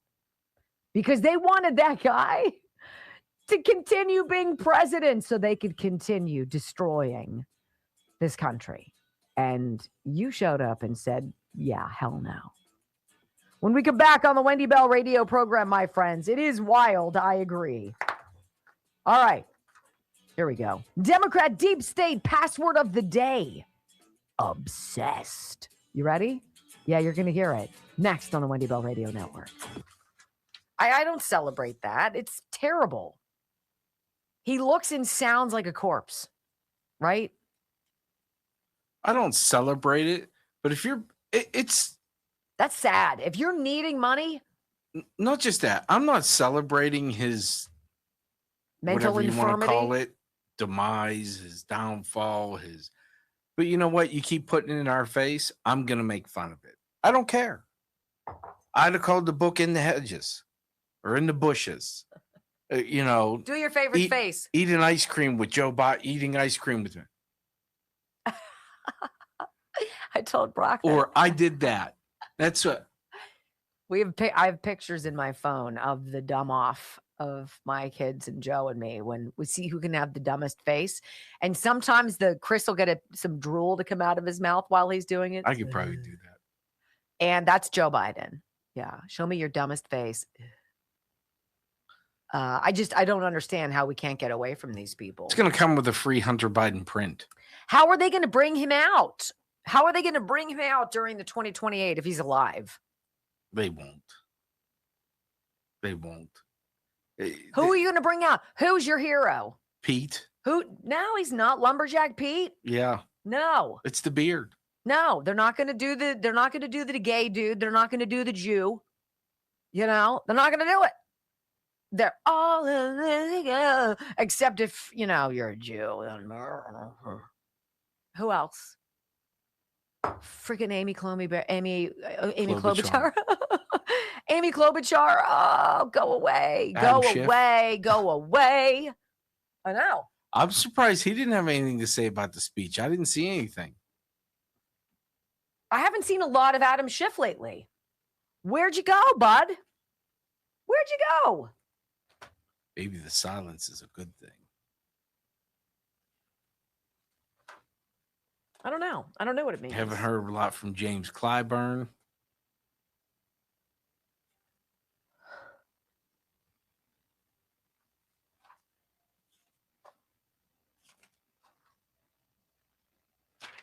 Haven't heard anything from Mitch McConnell.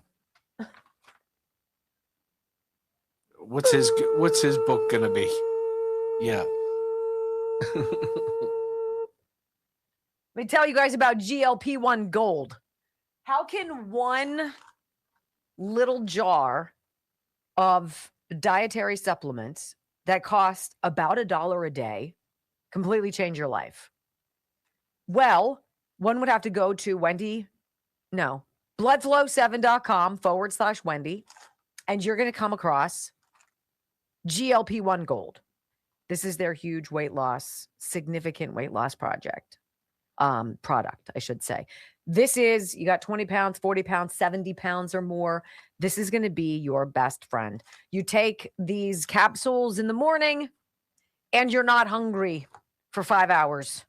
So you don't eat, you don't snack, you don't binge, you don't do any of that kind of behavior. You simply do not eat.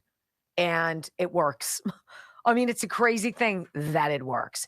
This is not big pharma. This is not drugs that you have to get a prescription for. There are some very well-known remedies in the natural world. When put together, let's see if we can get some ingredients on this so I can just appease you here. Let's see. Lemon bio-flavored extract. Cissus extract. Literally, that's what it is. CQR 300 Cissus extract. Two things. Two things in here. There's not like 75 different things. There's some kind of a lemon flavor and the material itself that gets you to not eat. Right here. This isn't $1,000 a month. It's not an injection. It's not something you need to get a prescription for. You don't have to go to your PCP for. But you can go to bloodflow7.com/Wendy and read about the reviews, read what people are saying, and see if you want to take a try. It's $30. I'm going to say it's probably worth it. 100%. I trust them. Bloodflow7.com/Wendy. I trust them. I do. Mitch's book's going to be called 20 Minutes with Mitch, and the foreword's going to be written by Scott Jennings. That's what I'd go with. 20 Minutes with Mitch. It only takes 20 minutes to have a conversation and talk about Ukraine. Yeah. Ooh, sorry. Scott Jennings with the foreword. It'd be a bestseller. I mean, Mitch McConnell with the book prologue would come on a Ouija board. You'd have to. I had a Ouija board once. They're creepy. I got it out of my house. Did you talk to Mitch? I think it's bad spirits. Not good stuff in the Ouija board. No. No, I get a vibe with that. I felt a very cool darkness and was like, ugh, I don't want to be around this thing. I know it's creepy. 1.86. We have 5,000 watching. Hi. I'm so glad you're here. Hang out for a while. We're obviously a radio program, but we're doing it live on Rumble. And so we're in a commercial break. Another 30 seconds or so. If you've not hit the follow button, please do so. We are so trying to get to 100,000. We got about 3,000 to go. So I would love your help if you don't mind. 2,700 to go. That would be fantastic.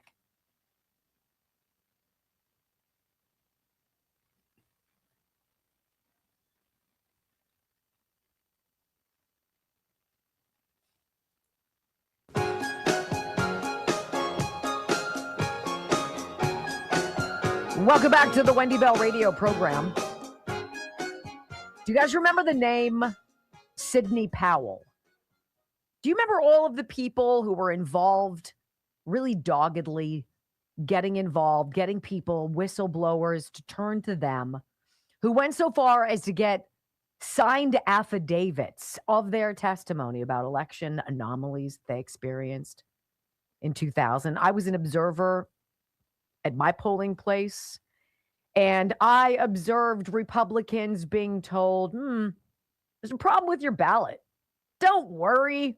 We're going to go to this pile and find this handy-dandy provisional one. And you can fill it out. We'll put it in this special envelope and send it over here. But I swear, it'll get counted. And I was like, what? In my county, it's 84% Democrat, 16% Republican. Can you imagine what we're up against? And I don't know why it was only the Republicans stepping forward saying, you know what, I saw something. I don't know why it was only Doug Mastriano and Rudy Giuliani.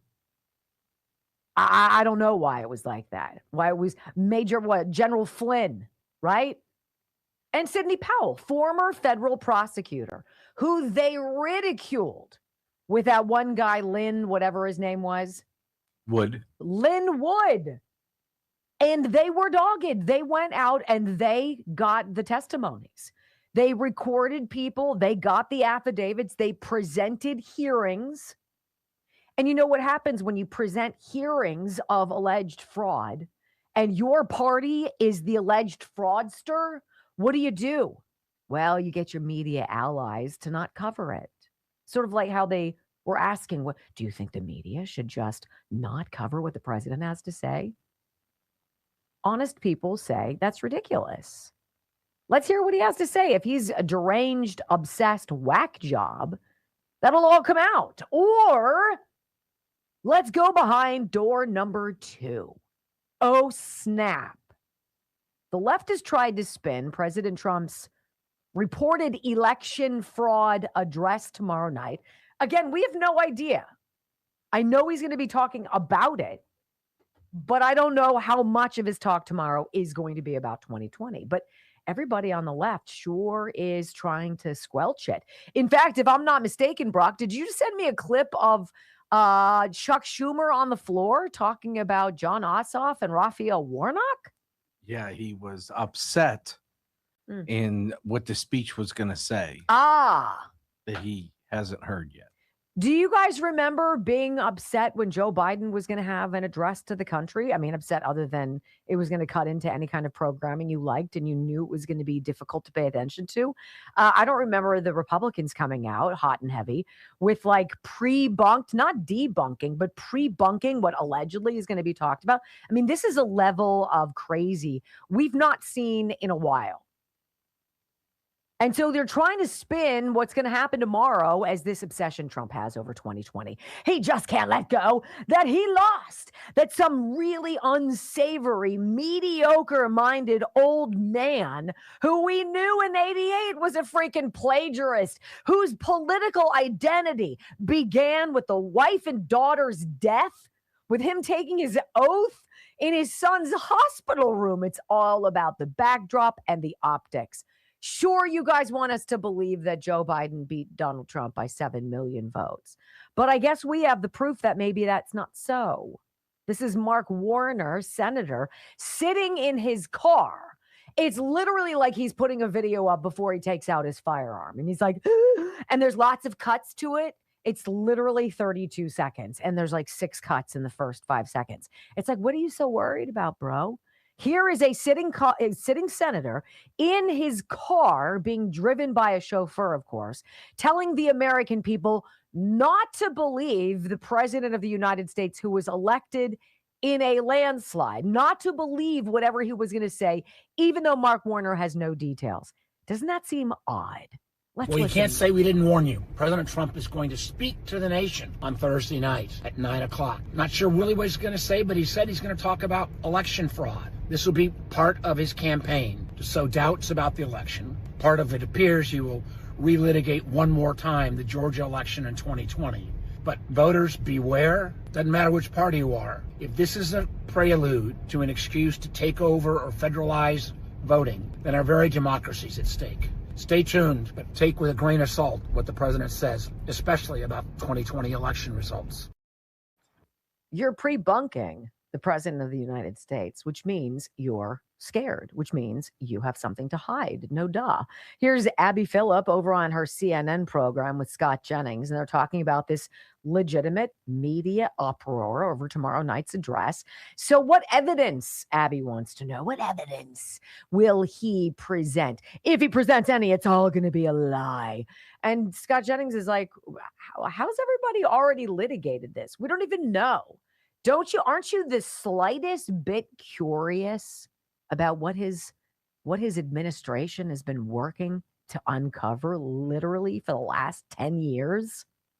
What evidence is he going to present about the election that he I'm lost with Joe. in 2020? I think it's not good to prejudge a speech that hasn't been made yet. But there has been speculation that investigators have found that there may have been foreign interference or attempts at foreign interference in 2020. Now, it wasn't that many years ago, as Joe pointed out, that we were all aflutter about foreign interference in our elections. If he has allegations you don't think the results and evidence, don't you want to know it? So Scott, aren't you curious as a journalist?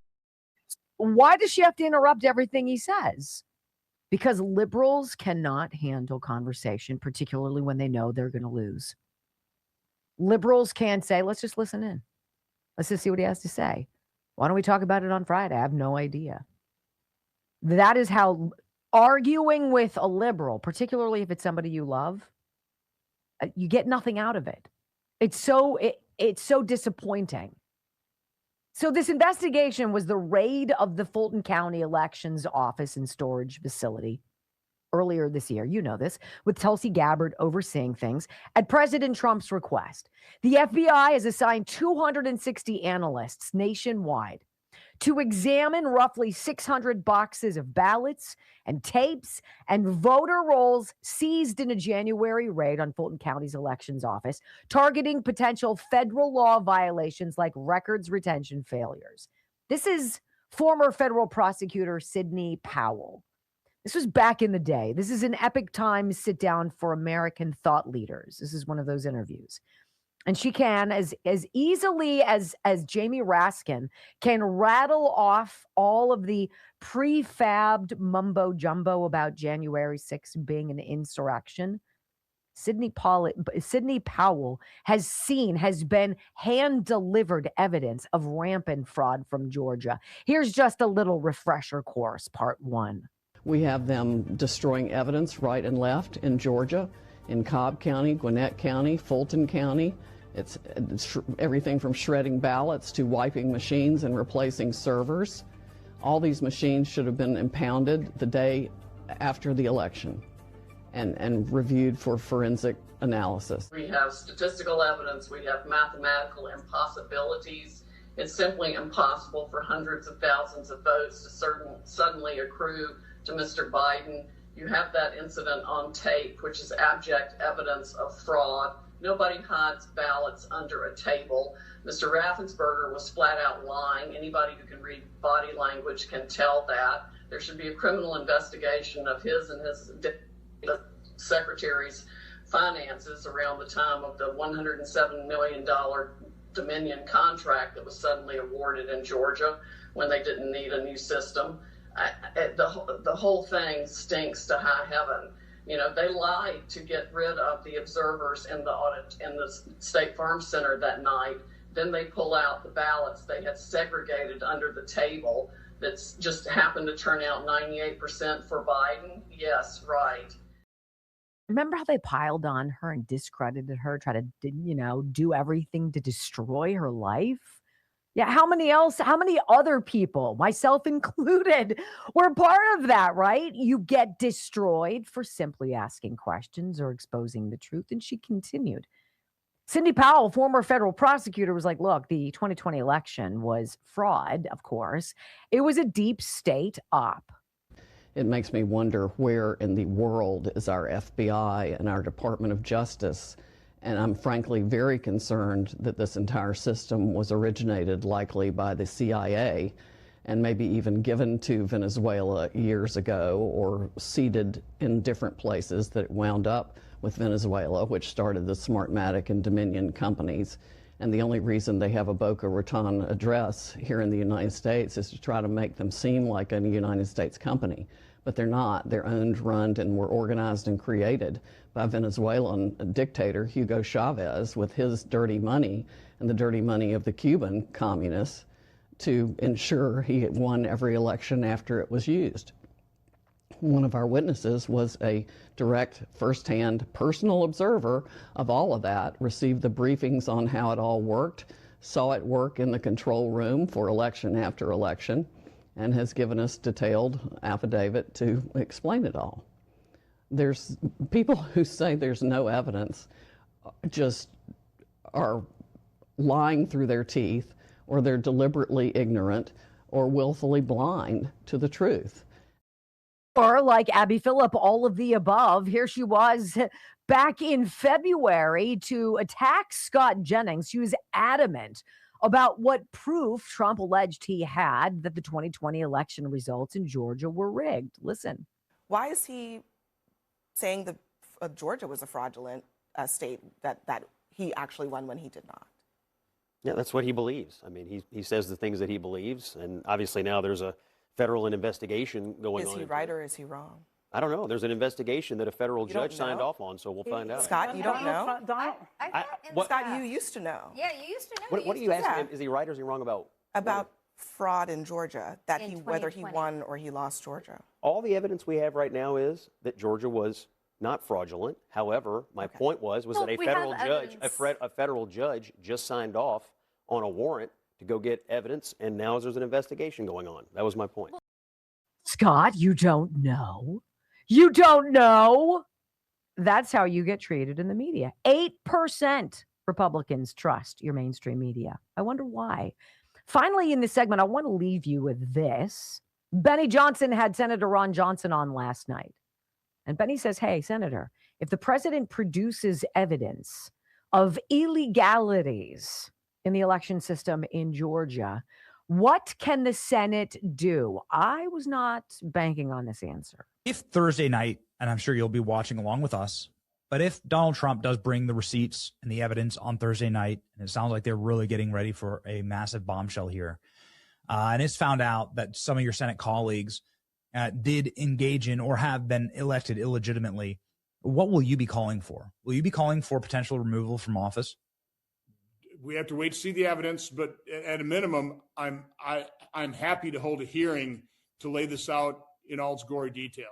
You know, the president will obviously take the time he's got, but a Senate hearing I think would be completely appropriate once we have that evidence as well. So you're gonna spearhead the Senate hearing based on when you see the veracity of the evidence that President Trump has. You would be the person spearheading that because that's what you did in the aftermath of 2020 in the first place, correct? Yeah. Listen, if Chuck Grassley, Senate Judiciary wants to do it, Chuck and I do. We've been involved in joint investigations in the past. We'll I'm sure work cooperatively in terms of. Again, we have to see the evidence first before I really tell you what we're going to do. But no, this needs to be made public. Yeah. Okay. That's the way you address it. Let's wait and see what we hear. But if the president does, in fact, present evidence that John Ossoff and Raphael Warnock were not duly elected, then we have to have a hearing. And Chuck Grassley and we will do it together. What? When we come back on the Wendy Bell radio program, no wonder John Ossoff is sweating bombs. The woke and the unhinged left creating dangerous and expensive problems the rest of us have to pay for. We're talking about protecting the Supreme Court. Next on the Wendy Bell Radio Network. You hear the difference, right? On the one side, you've got Ron Johnson, who's like, well, I have no idea what he's going to talk about. We need to find out. But if he exposes that there's no way that he presents evidence that 98% of the ballots that went through the machines in Fulton County were the ones that pushed John Ossoff over the finish line. I forget if he was running against Kelly Loeffler or if it was David Perdue. I forget which one. But the two Democrats won, the two Republicans lost. And a lot of people were like, And the senator there was like, we'll absolutely call in Senate Judiciary. Absolutely look into that. Homeland Security and Senate Judiciary, we will work together and we'll get to the bottom of it. That's all you need to say. And then there's Jamie Raskin diverting off into some diatribe about Trump's obsession with January 6th. You have AOC pushing censorship on half of this country without even knowing what the hell is going to happen. Right? You have Chuck Schumer with his spatula on the floor of the Senate. If they try to get rid of Raphael Warnock and John Ossoff, it's going to be war. Okay. Bring your ammo. Video of him breaking wind while giving a speech. How do you not control that? Because you're that old. It just sneaks out, I guess. I don't know. I mean, Eric Swalwell couldn't control it either.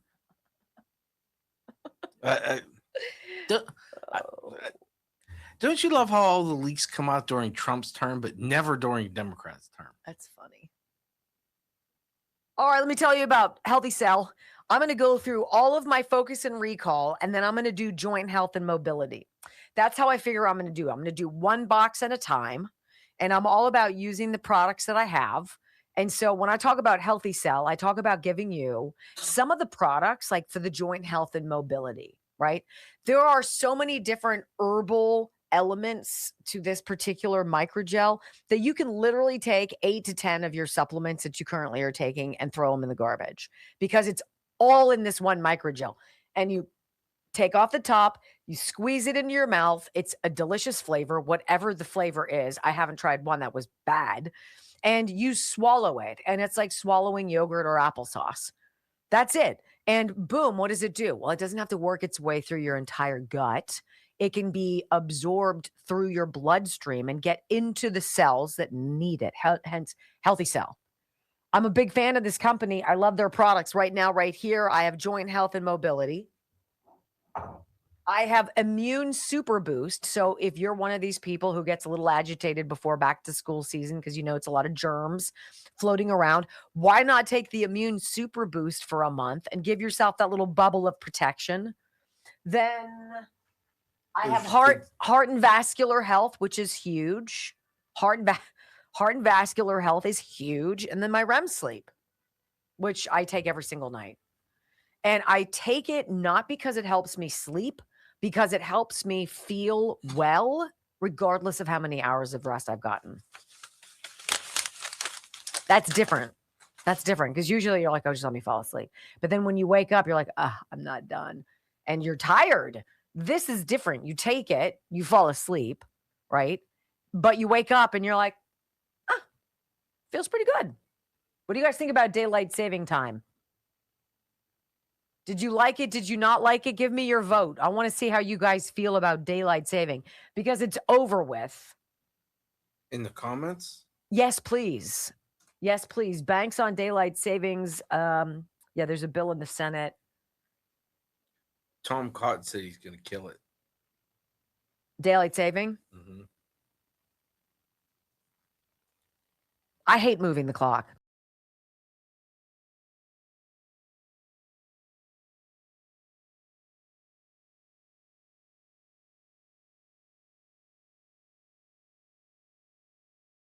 Reported. I know I did not see it. It does not mean that many other people did.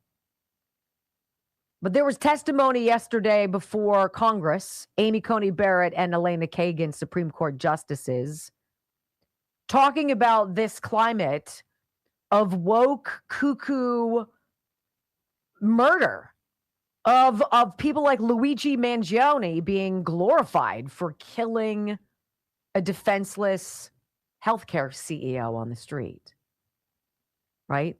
About Brett Kavanaugh having some wackadoodle guy fly across the country to kill him, about attempts on Amy Coney Barrett and her family, perhaps. Police respond to a swatting attempt at Justice Amy Coney Barrett's home. See, what's interesting about this story is we were wondering, somebody got into her mind. Somebody threatened her and frightened her enough that she started ruling differently. And we're going to talk about that in the next segment because it's important. If you can be intimidated by outside forces to cast votes that have fundamental, disastrous effects on the American people and the sovereignty of our country, we got to have a talk about that. I'm sorry you're afraid, but we're not liking how you're voting because it makes no sense. So apparently police in Fairfax County, Virginia, responding to a swatting attempt at the home of Supreme Court Justice Amy Coney Barrett Wednesday evening. This is in May. Yesterday evening at approximately 9:02, officers responded to a swatting call at the residence of Supreme Court Justice in Fairfax County. Yada, yada, heavy police response. The call was received through the department's non-emergency line.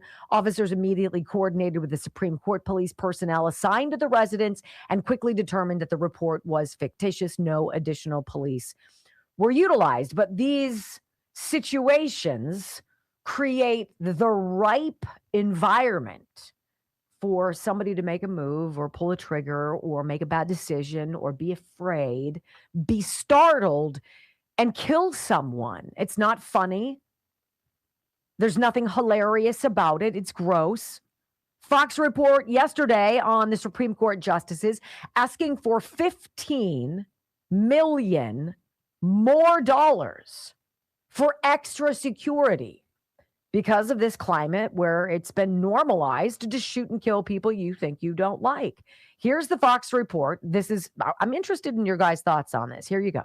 Asking lawmakers for more than $200 million for the next fiscal year. That is an increase from the year prior. Majority of this new money would likely be going to security, with the additional Supreme Court justices expected to get an additional 6 agents each. Justice Amy Coney Barrett herself was the victim of a swatting attack back in May. That's when someone calls 911 claiming an emergency, potentially sending the SWAT team to your house. But of course, there's no crisis, only manufactured chaos. Perhaps, though, most notable is what happened back in 2022 when somebody tried to kill Justice Kavanaugh. A 29-year-old California man was sentenced to 8 years in federal prison after flying cross-country with a gun and zip ties to try to kill the justice at his suburban Maryland home. Investigators say that he knew there was security there, but he was still determined to cause harm amid the court's efforts to strike down Roe v. Wade.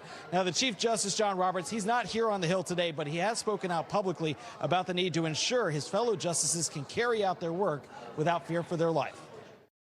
Well, I think what we have to do is address the culture in which the Democrats have allowed the progressive whack job wing of their party, who don't like when something happens or disagree with policy, to just go and shoot somebody, kill somebody, run them over with your car. I disagree with what you're doing. I'm hitting the gas. Oh no, I got shot and killed. The injustice of it all. I mean, make it make sense. The whole Supreme Court thing wouldn't have happened if that Dobbs decision hadn't been leaked. And for some reason, our Department of Justice couldn't find who it was. There are only 96 people connected to the 9 justices in their computer system who could have had any possible role to play. And yet we got nowhere with that, no progress. It's sort of like, the DC pipe bomber, the mysterious baggie of cocaine. It's like, whose could it be? I don't know. Make it make sense when we come back on the Wendy Bell radio program.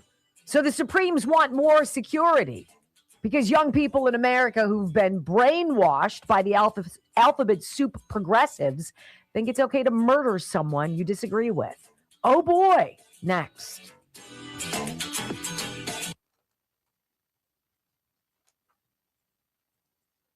Ireland Contracting, 1-800-NEW-ROOF. IrelandContracting.com. Look, getting new windows at your house. I'm just going to talk about windows. You want double hung, you want wood, you want vinyl, you want whatever. You can get that. You can get that all professionally installed pretty much in a day. That's what they're going to do. They're going to come to your house. They're going to measure. They're going to give you an estimate. This is what the story is. You can either afford it or you're like, yeah, I think I'm going to get some other estimates, but I'll get back in touch with you, which is fine. But you have a year. That estimate is good for a year. So in 9 months, you can be like, all right, I finally am here. I'm ready to rock and roll. All right. We've already taken the measurements. We'll find out which of the windows you want. We'll be out. We'll put them in, and you'll never know what happened. But you'll have a beautiful, safe house. Right?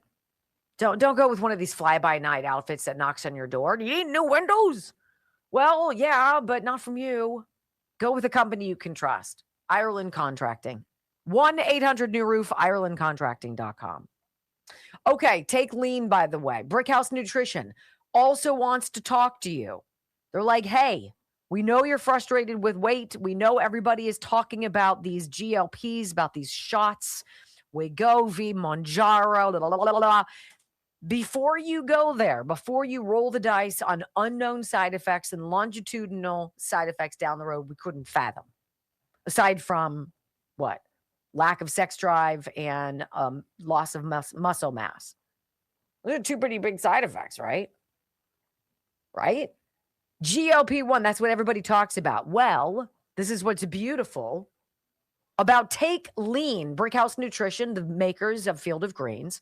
They have a product that we've spoken about before. It's called TakeLean.com, 20% off when you use my name.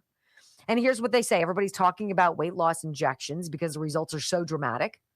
And they work by lowering blood sugar and reducing appetite. So what if you're looking to lose weight, but you're not interested in painful weekly injections, especially when you hear about some of those side effects? That is why doctors created a weight loss supplement for Brickhouse Nutrition called Lean. And the results are remarkable. The studied ingredients in Lean have been shown to lower your blood sugar, have been shown to burn fat by converting it to energy, and has been shown to curb your appetite and your cravings so you're just not as hungry. But listen, Lean is not for the casual dieter with only a few pounds to lose. The doctors at Brickhouse Nutrition created Lean for frustrated dieters with 10 or more pounds they want to drop. We're going to get you started 20% off, free rush shipping so you can add Lean to your healthy diet and exercise plan. Visit TakeLean.com and enter Wendy as your discount. Promo code Wendy at TakeLean.com.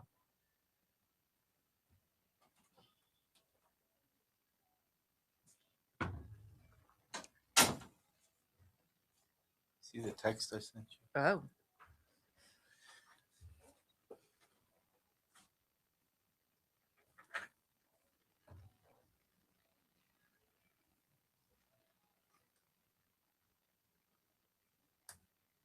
Wow.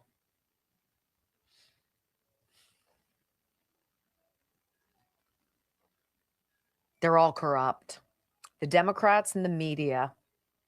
And what we're going to share with you at the end of this commercial break is confirmation of their partnership to lie to you, to steal from you, to choose who's going to be anointed in particular elections, to draft whatever they believe the narrative should be, and then to force feed it on you.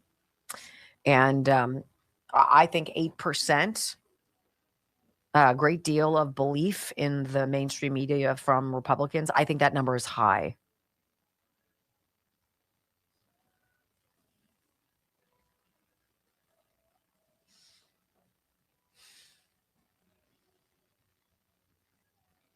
Who's fussy? Anybody?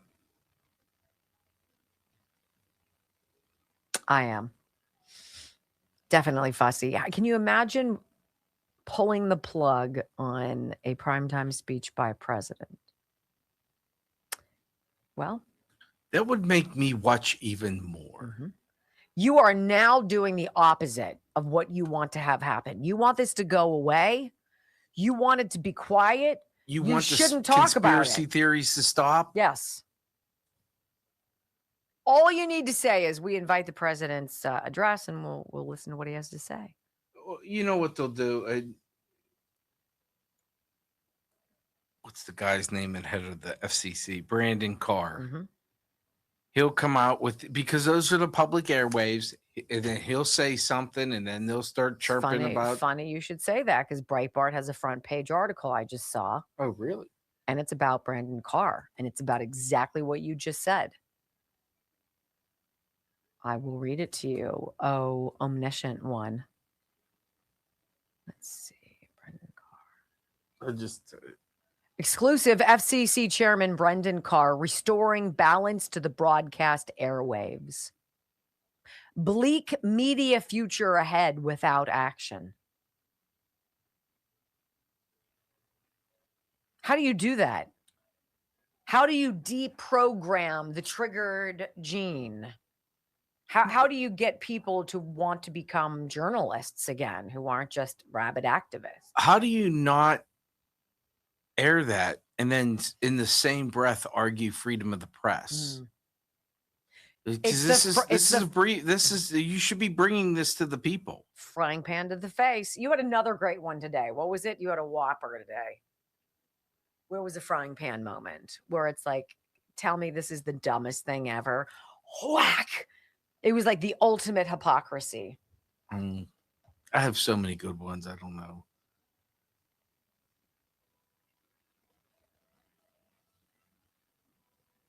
Can I just... It was probably because it's been festering with our socialist friend who's all against flock cameras because he doesn't want the government to control it. But they want you to control the elections. I want you to control business and the government control the rest of my life. Right. Here we go. We could all use this right now, a little rush.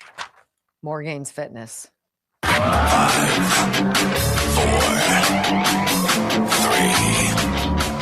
2, 1. Wendy Bell. Inspiring solutions to save America, one show at a time. Are you ready to get on board? They believe that they can destroy this bond that exists between you and Trump if they somehow make Trump look bad, make Trump look like a reprobate, embarrass you about Trump. They can't do it because you came before Trump. Desperately want Trump gone, and I know that they desperately want it codified, that Trump cannot run again, because make no mistake, they remain scared to death of you, and they remain scared to death of Trump. Trump, 75 million, 80 million votes. And I'm going to tell you, you're not going anywhere. Even if Trump does, you're not. Which I think remains one of our big campaign strengths going forward. They can't separate you from Trump. And more importantly, they can't separate you from the ideas. They can't separate you from MAGA. They can't separate you from Make America Great Again. From sea to shining sea, 3 hours of bold truth and excellence. The Wendy Bell Radio Program. Hey!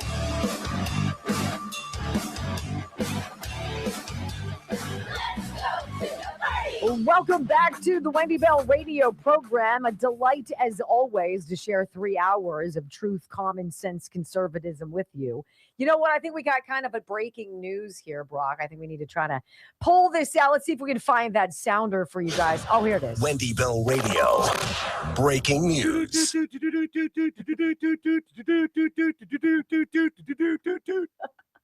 The White House is getting pushback from the big three TV networks over carrying Thursday's primetime address live from the president because AOC and the Democrats are claiming Trump's just going to rehash baseless conspiracy theories, 2020 election rigged and stolen stuff, even though Trump promises really big news, flanked by both the CIA and the FBI chiefs apparently bringing receipts.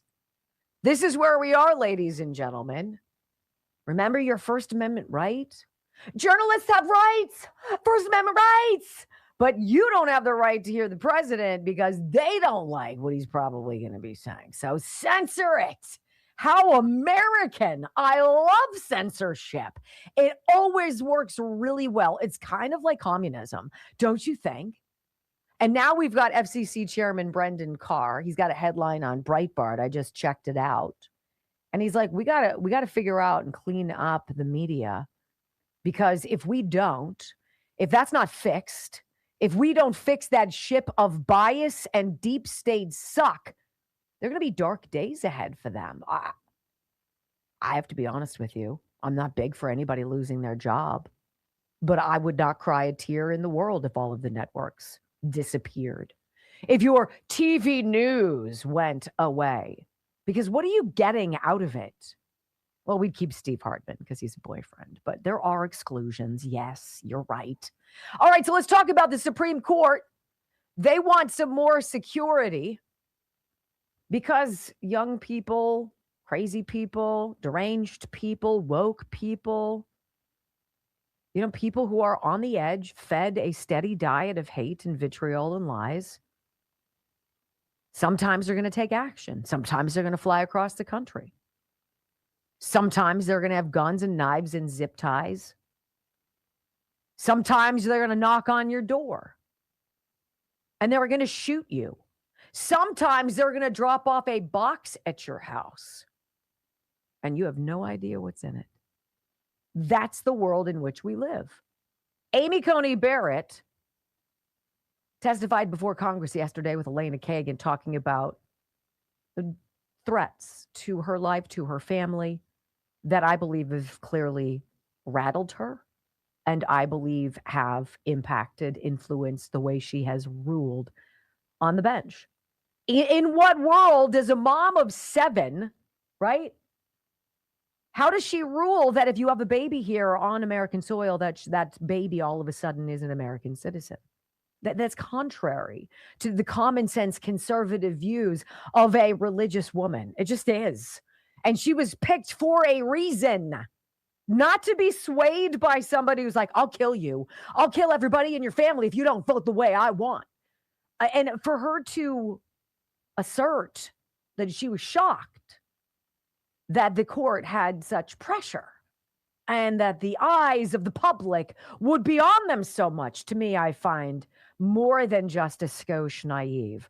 Again, I don't want anybody injured, and I sure as hell don't want anybody killed. So anyway, they're appearing before Congress saying, look, we need more money.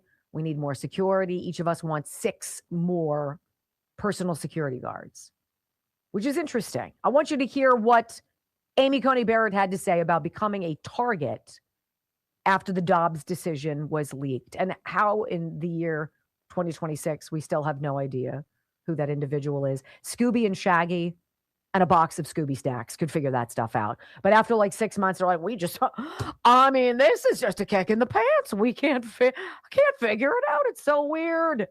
Here's Amy Coney Barrett. So I thought I would just share a little bit about how the threats have affected me and my family personally.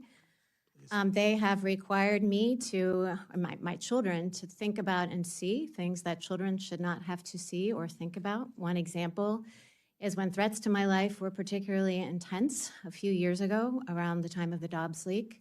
My security detail sent me home with a bulletproof vest, and I carried it into my house, put it into my bedroom, dropped it down on a table, turned around, and my 12-year-old son was standing in the doorway of my bedroom, and he wanted to know what it was and why I had it. And I didn't know how to respond because maybe I lack imagination, but I didn't expect that performing this service was going to put me in the position of explaining to my children what a bulletproof vest was and why I had to wear one.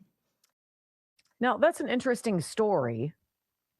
But then this X account under the name Roscoe Smith IV says this. Amy Coney Barrett's record tells a troubling story. Before Dobbs, she voted with a conservative position in 81% of non-unanimous cases.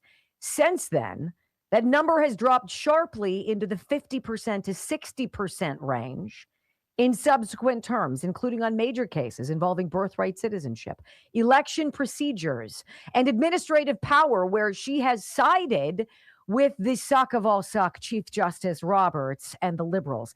The Dobbs leak triggered violent threats and protests aimed directly at Supreme Court justices. If the threat of violence or intimidation can move a justice's votes on foundational issues, we have a constitutional crisis on our hands. I don't disagree. Judicial independence is not optional. It is the foundation of the rule of law. When justices appear to bend under pressure, Public trust collapses and the entire system is at risk. You guys, everything is at risk. The entire system has been co-opted. The entire system has been bogus. The entire system's been held together by duct tape and plastic sheeting we got from Tom Ridge. That's the system. Trump is exposing it. You've got to see the cancer before you can do what's going on with the chemotherapy and rebuilding. That's the story. She's compromised. She's been affected. I'm not saying that it's wrong that she is. She's in the wrong job. She continues, talks about this fake emergency call that could have ended disastrously for her son, as it did for another judge just a handful of years ago. It's also been reported in the news that roughly 6 weeks ago, I was the victim of a swatting incident. At that point, my teenage son, one of my teenage sons, opened the door to go out with friends and saw in our street, it was full of police cars, who had responded to a false report of gunshots and raised voices in my home. I was very, very grateful that I had Supreme Court police outside my home because they were able to stop and meet with and explain to the county police that it had been a false alarm, and so the police did not actually attempt to enter our home. Many of us, me included, have received threatening anonymous deliveries designed to intimidate and harass us. They are often sent in the name of Judge Salas's son, who I think, as you mentioned in the beginning, Mr. Chairman, is deceased because he was killed by a disgruntled lawyer who showed up at Judge Salas's home intending to kill her, but her son, 20 years old at the time, opened the door and took the bullet instead. Her husband, standing behind, was seriously injured. So I think the message on these deliveries being sent in his name is clear. It's a conundrum.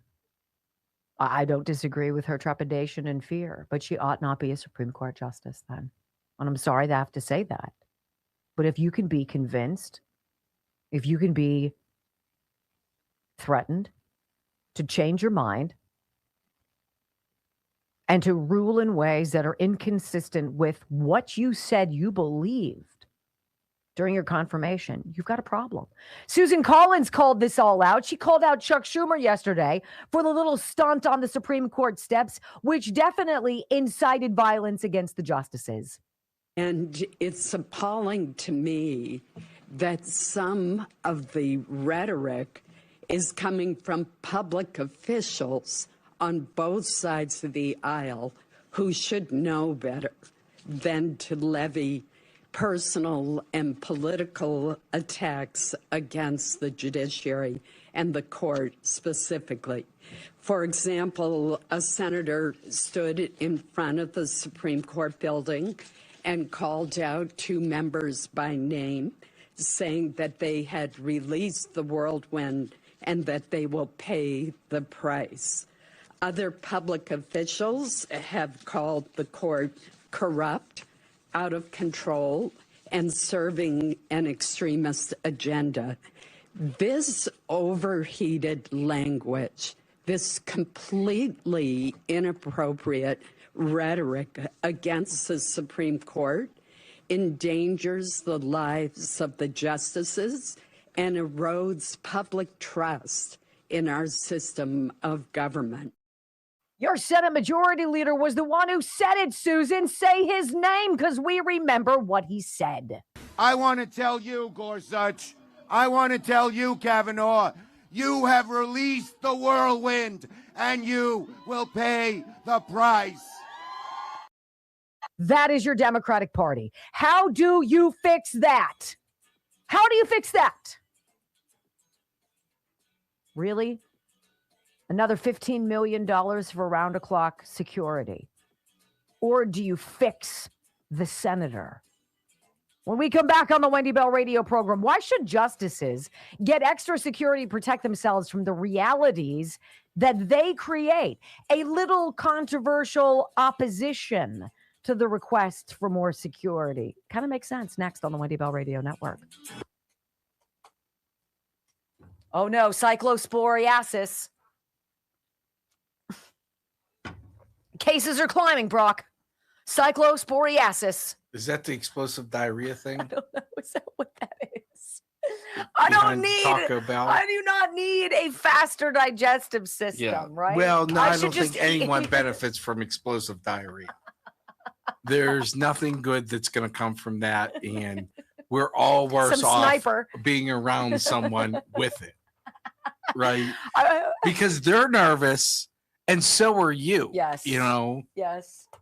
It's a ticking time bomb, babes. It's kind of the There way she it goes. blows. Oh my goodness. Stop. All right. So I want to tell you about Health Revolution, but I want to read you this testimonial again. I told our friend Tom, who is the guy behind Health Revolution, I told him I would take him photograph of this and hopefully he can blow it up and see it. There you go. Okay. Messages. Tom. There While we you're go. doing that, let me say, isn't it funny that Justice Roberts never gets threatened? How about the liberal justices? They never get anything. Clarence Thomas, Sam Alito. I think she should go. I think Amy Coney Barrett should go. Agreed. You know, and not to say that you shouldn't put your feelings and your family first. You be you. But you can't have it both ways. It's one or the other. And you've got to know that going in.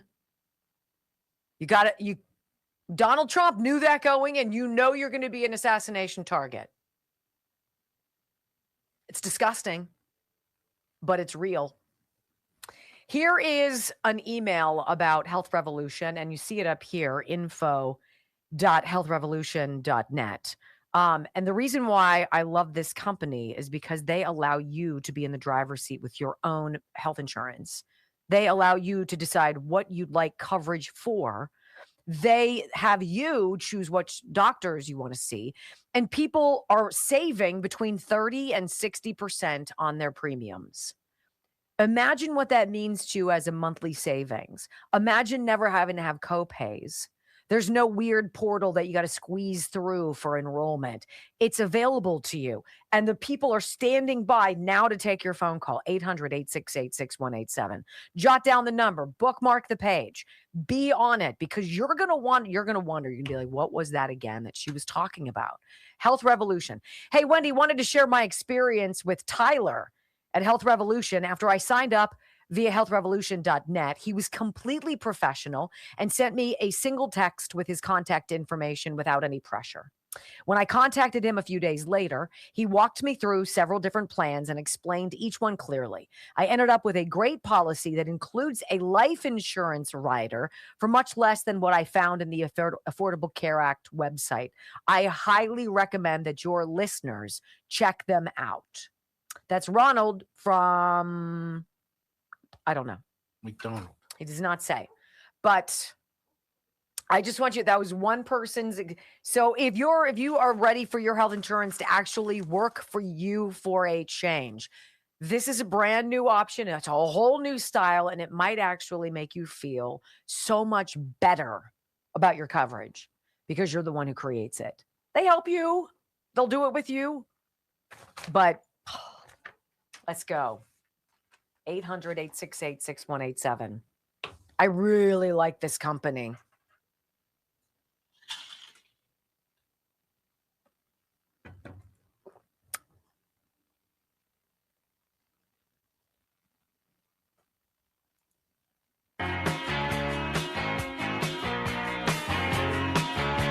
Welcome back to the Wendy Bell radio program. I enjoy reading the people who write over at this website called The Conservative Treehouse. I think a lot of them are very provocative writers, and though they're conservative, they're not head in the sand sycophants of only one way, and oftentimes go against what even President Trump says. And it's interesting to hear other sides of a conservative brain. And so this was one of the headlines. This is the headline that caught my attention yesterday. So the conservativetreehouse.com headline, Supreme Court requests additional budget for security against threats. This is what is said.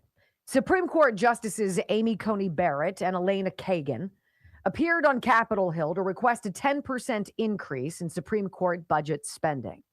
The intent is to hire additional security to protect themselves from the outcome of their rulings.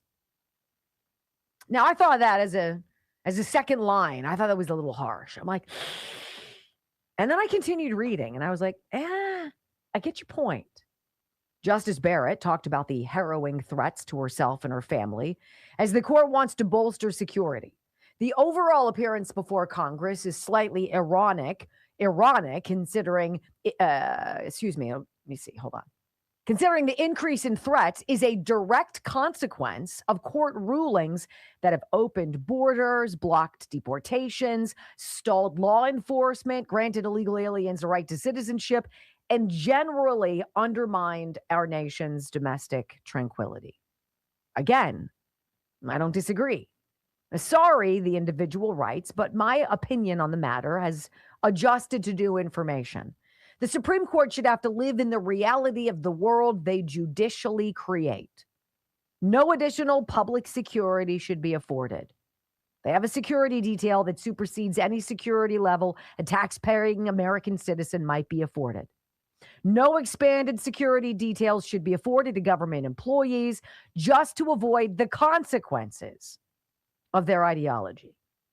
Mrs. Barrett and her family can carry self-defense firearms, wear protective vests, and worry about their security in the parking lot of the local supermarket, just like we do.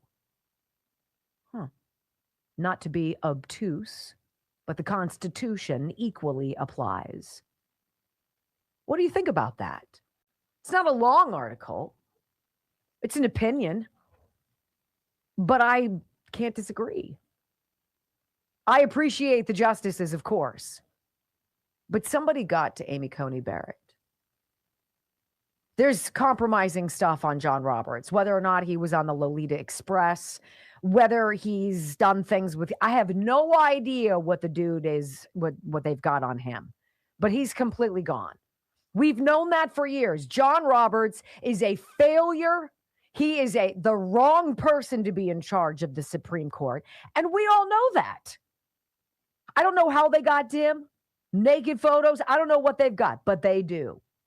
They got to Amy Coney Barrett with that Dobbs leak. They got to her when the mobs of masked ne'er-do-wells with apparently no jobs and ample free time decided to march the streets of these Supreme Court justices' homes and at all hours of the night be blasting this or that to the justices and their neighbors. You know what would have stopped that? The police stepping in and getting the hell rid of them. Someone doing their job. This is a private street. You're not allowed to be here. Get out. You don't want to get out? Then we will arrest you. You want to make an issue out of it? Try me. That didn't happen. We've coddled and cajoled these woke morons who've never had a real job, who are pissed at the world, but have never lived anywhere else in it, except the greatest place on planet Earth. And the fact of the matter is they were brainwashed in school, likely in college, and if they're a white, toxic, liberal chick, they're unreachable because they're the scourge of our society. Nobody spanked them. Nobody slapped them. Nobody put them in jail. Nobody said, grow the boop up. And so America's toxic little toddlers are now the young adolescents and young adults who believe they are owed something. It's a system that the Supreme Court has created. When we come back on the Wendy Bell radio program, it's almost like we've got stuff to talk about today, ladies and gentlemen. Of course, I lost my spot. Jack Smith, that special prosecutor. He lied. What? He spied and then he lied about it? Is that like Tony Fauci? Bing, bing, bing, bing. Buckle up next. Okay. Let's see if you've paid attention in the past. Can you tell me? Is this for me or them? You. Oh. And them. Mazie Hirono. She drunk again? Well, probably. It's first question to Todd Blanche.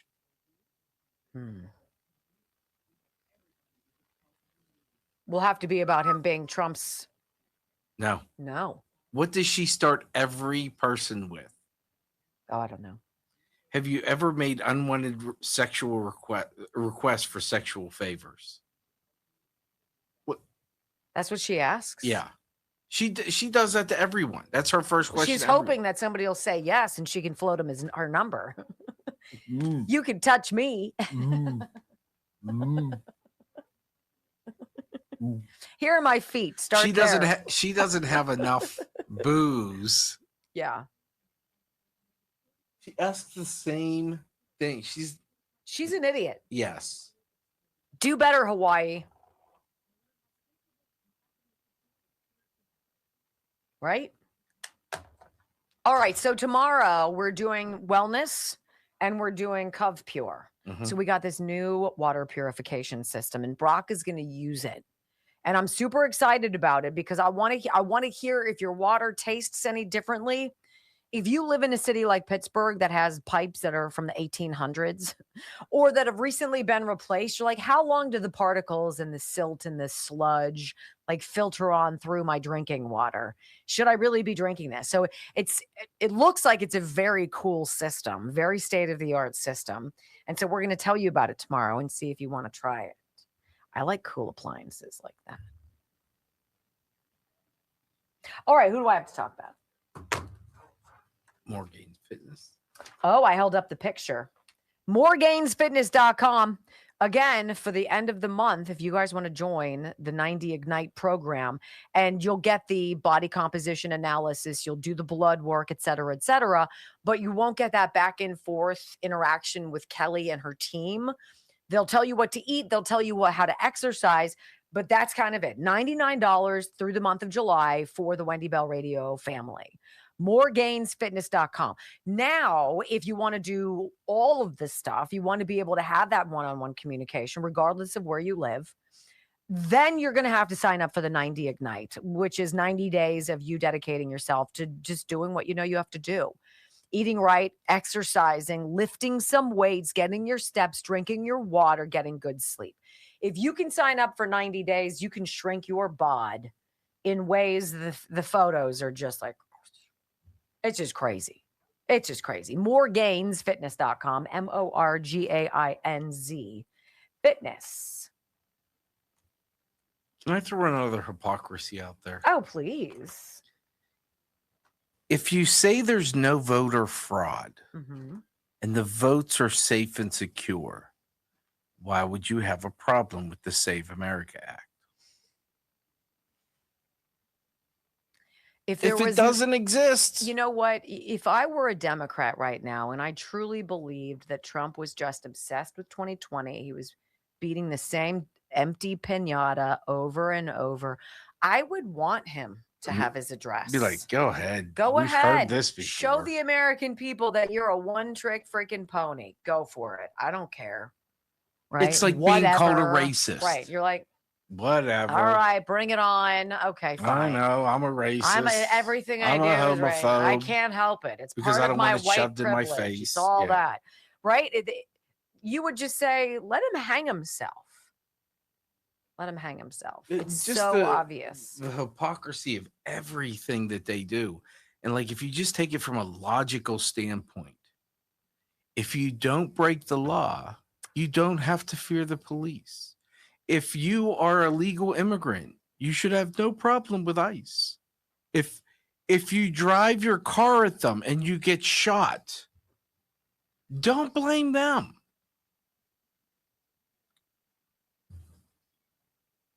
Knock it off. It just doesn't make any, like, I don't even understand the people that try to argue it. It, like I said, it's like our friend who's against the flock cameras. I agree with him. But where we disagree is he wants government in control of the rest of his life. So if you're against them surveilling your movements, what about your bank movements? How you spend your money, where you spend your money, what you do with your money? Make it make sense. You can't be for surveillance for one part and not the other. Well, and the thing that's also interesting when you hear It's like saying I'm a vegan, but I love steak. When you have people in your life who are leftists who chirp the talking points that you hear on the news, it's like you really have to get out of your silo. You really have to branch out and read some other stuff. You really have to bring your head out of the sand because it doesn't end well for you.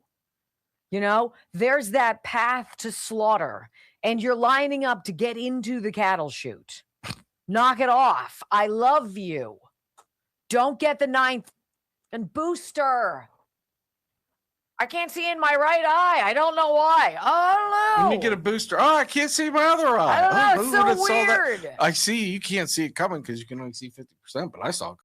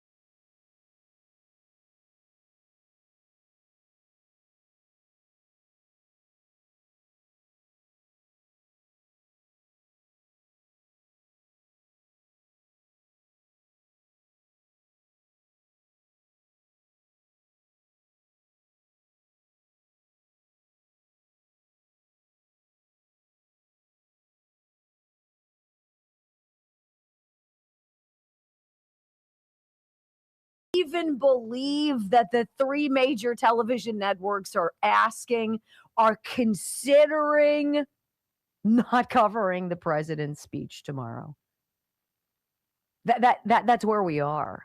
And they'll say to you, oh, it's just the same old lies. It's the same stuff. And it's all the same stuff that Jamie Raskin was able to just off of his slithery serpent tongue be like, bleh, right?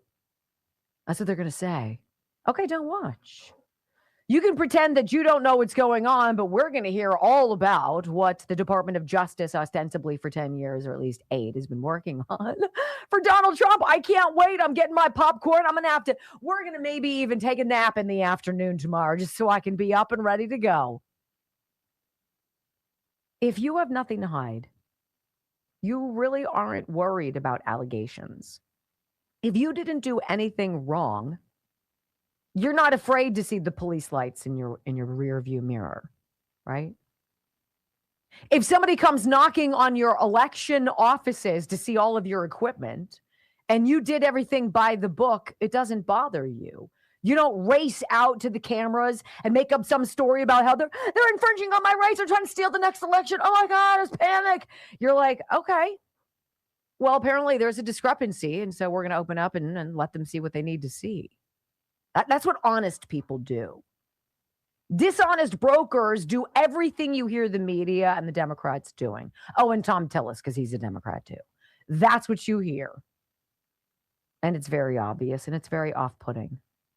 Because there's important business to handle in this country. It seems like we're just sitting here spinning our wheels. And hopefully tomorrow we'll put an end to that. In the interim, a very interesting story to tell you about today, about more weaponization in the Biden administration. I know, shocker. They would name a special prosecutor without going through the appropriate Senate approval process. Name Jack Smith, who's just a boob, a corrupt boob who spied on and read the text messages of 44 members of Congress. With the White House, 44 members. How do you guys feel about that? Because Jack Smith lied under oath and said that's not what he and his investigators did in their witch hunt to try to get something to clip Donald Trump's wings. Something, E. Jean Carroll, that wasn't going to move the needle. The whole valuation of Mar-a-Lago was preposterous. The election interference really just do what's right, Brad Raffensperger and Brian Kemp, right? All these silly things. And there's Jack Smith running roughshod I'm not going to follow the law, and then I'm going to lie about it because you know what? We've gotten away with it for so dang long. Why not? So one of my favorite guys, Tyler Durden over at zerohedge.com, wrote this article, and it's damning, you guys. Jack Smith's team spied on 44 lawmakers' texts, built a case on them, and then misled Congress. We think these flock cameras that are spying on us when we drive by on our way to Trader Joe's, you think that's an invasion of your privacy? You see the lights coming down the hill towards you. You know what's coming, and it's complete control of your life by the government. And you're like, hell no. But yet Jack Smith, the special prosecutor under Joe Biden's DOJ, went after Donald Trump by spying on members of Congress. 44, 40 of them were Republicans. It seems so biased, doesn't it? Well, let's read about this because this is how this dude's going to go down. This is how Fauci's going to go down. You're not supposed to be able to lie under oath. There's a reason you put your hand on the Bible. There's a reason you repeat after the woman holding the Bible. Because there are some things you're not supposed to lie about. There's some places where there's supposed to be virtue. Just not for these people. Former special counsel Jack Smith's investigators blew past the Justice Department's own privilege safeguards to directly access text messages between Trump White House officials and 44 members of Congress. Then had the FBI match the phone numbers to lawmakers' names, according to DOJ records released yesterday. Assistant Attorney General Patrick Davis told Senate Judiciary Committee Chairman Chuck Grassley in a letter accompanying the records that Smith's team, quote, bypassed the filtered team and directly accessed these text messages. The FBI then worked out which senators and House members had sent or received them. This filter team is supposed to redact anything that's sensitive or what have you. There are mechanisms in place to be able to, I suppose, spy on members of Congress, but they're supposed to be within parameters. You're supposed to take stuff out. This Jack Smith team just blew right by that, dug up some messages, read those messages, and cross-referenced with the directory of Congress. What if Marsha Blackburn was having an affair? What if she was texting her lover? She's running for governor. Where's she from? Tennessee, I think. Well, what would they do if they got that information unlawfully? I'm sure it would go into the bribery and blackmail files. What if Josh Hawley was buying drugs and there were text messages on his phone about that? Well, they'd find out about that too. The messages sent between October of 2020 and January 20th of 2021. That's weird. It's right before the election of 2020 and right after January 6th, right when Joe Biden took the oath of office. Ran between a bipartisan roster of lawmakers and Trump White House figures, including Chief of Staff Mark Meadows, Dan Scavino, Ivanka Trump, Stephen Miller, Peter Navarro, now CIA Director John Ratcliffe, and now FBI Director Kash Patel, the records show. The Democrats were scared to death that the Trump administration knew damn well that they had stolen that election. They knew damn well what was going on, and they were spying on those messages to see if they were talking about it, period. That's my hot take, but I don't think I'm wrong. Among the 44 lawmakers who were part of this dragnet situation, Chuck Grassley, Senator Susan Collins, Tom Cotton, Cory Booker, House Majority Leader Steve Scalise, Elise Stefanik, Adam Smith, representative from Washington, ranking member of the Armed Services Committee, then Representative Karen Bass before she failed upwards to screw Los Angeles. And then Representative Lee Zeldin, who's now head of the EPA. I mean, the list goes on and on and on. Right? Why are you spying? I can only think of one reason. It's to make sure that the people in the outgoing administration had no details, or if they did have Crossfire Hurricane, that binder that we know they raided Mar-a-Lago to find, maybe they could capture that detail in a text. How do you feel about that? Let's hear Jack Smith under oath testifying. He was asked back in December, just a few months ago. These things are called toll records. Who you text, who you call, toll records.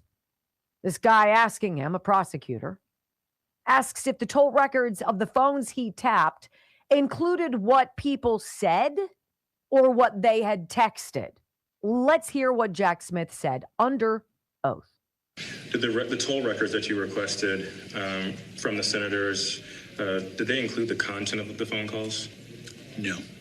Did the records that you requested, the toll records from the members of Congress, include the content of text messages? No. Well, that sucks. That's called perjury. That's punishable by 5 years in prison and fines. You should call Dr. Fauci, Jack Smith. Right? I want you to read how a leftist paper or website, Politico, tells the same story. What I just told you, this through the eyes of a leftist. Former special counsel Jack Smith obtained text messages from 44 members of Congress sent to senior White House officials during the final weeks of President Donald Trump's first term.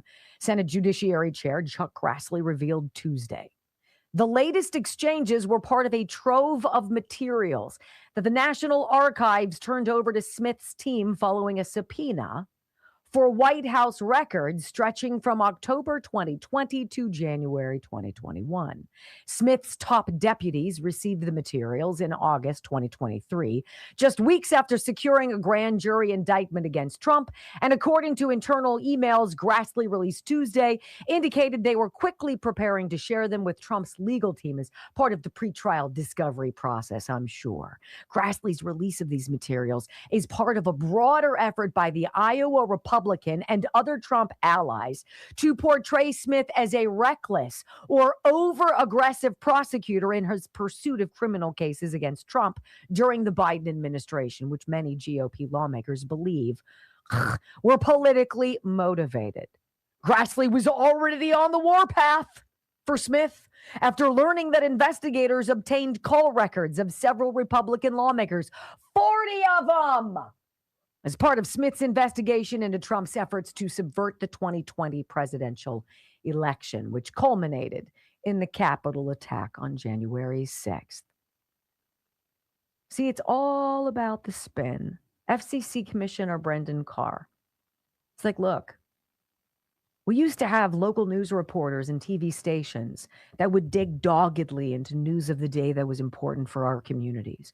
We used to have a network of TV news productions that talked about national security and warned about inclement weather and hurricanes and things and talked about what was going on in the White House, et cetera, et cetera. Now we have a knives out warfare machine. And it's got to stop. It's got to stop. 44 lawmakers. And we're worried about flock cameras.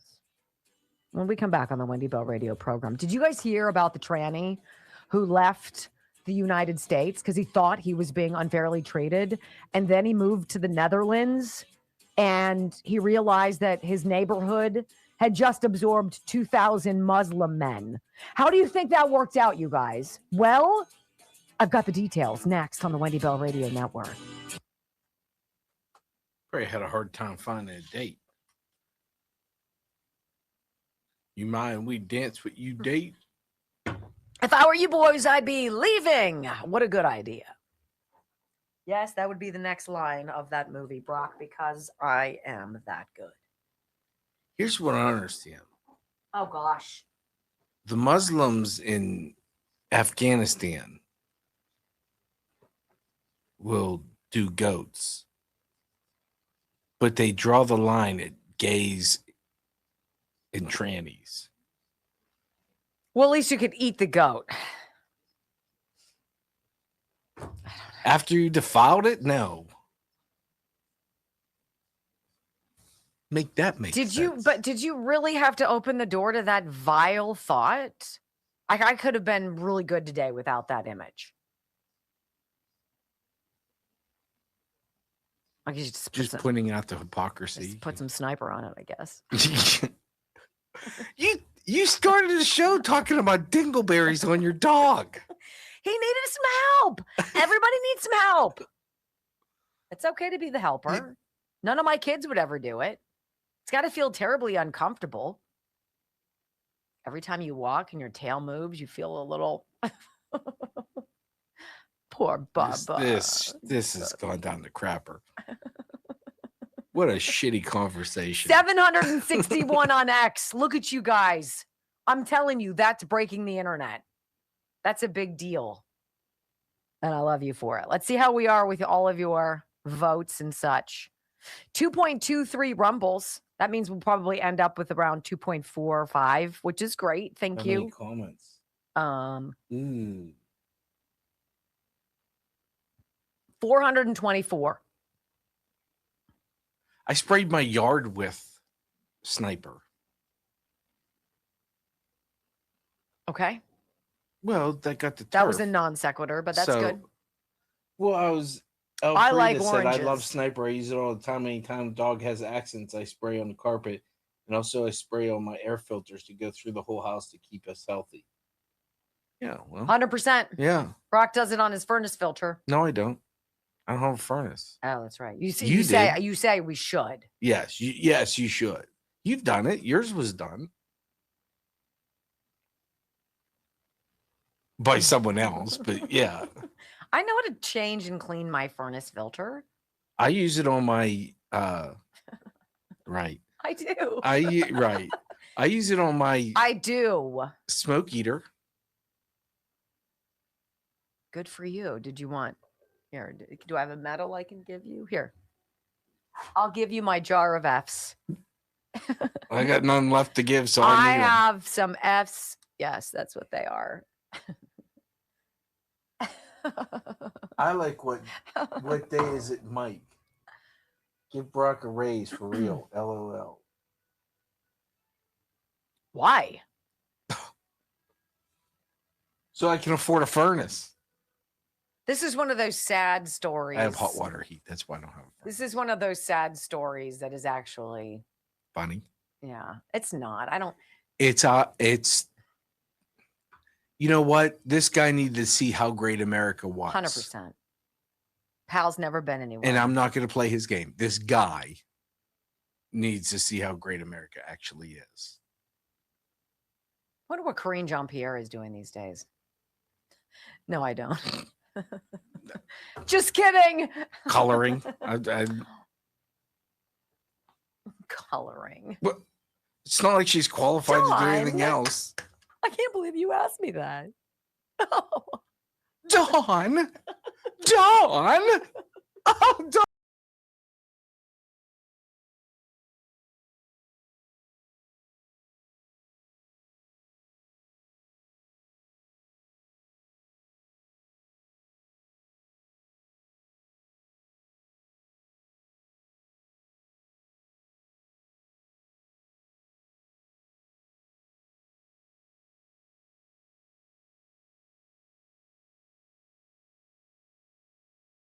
Same vein in my mind as the mystery surrounding Jews who vote Democrat.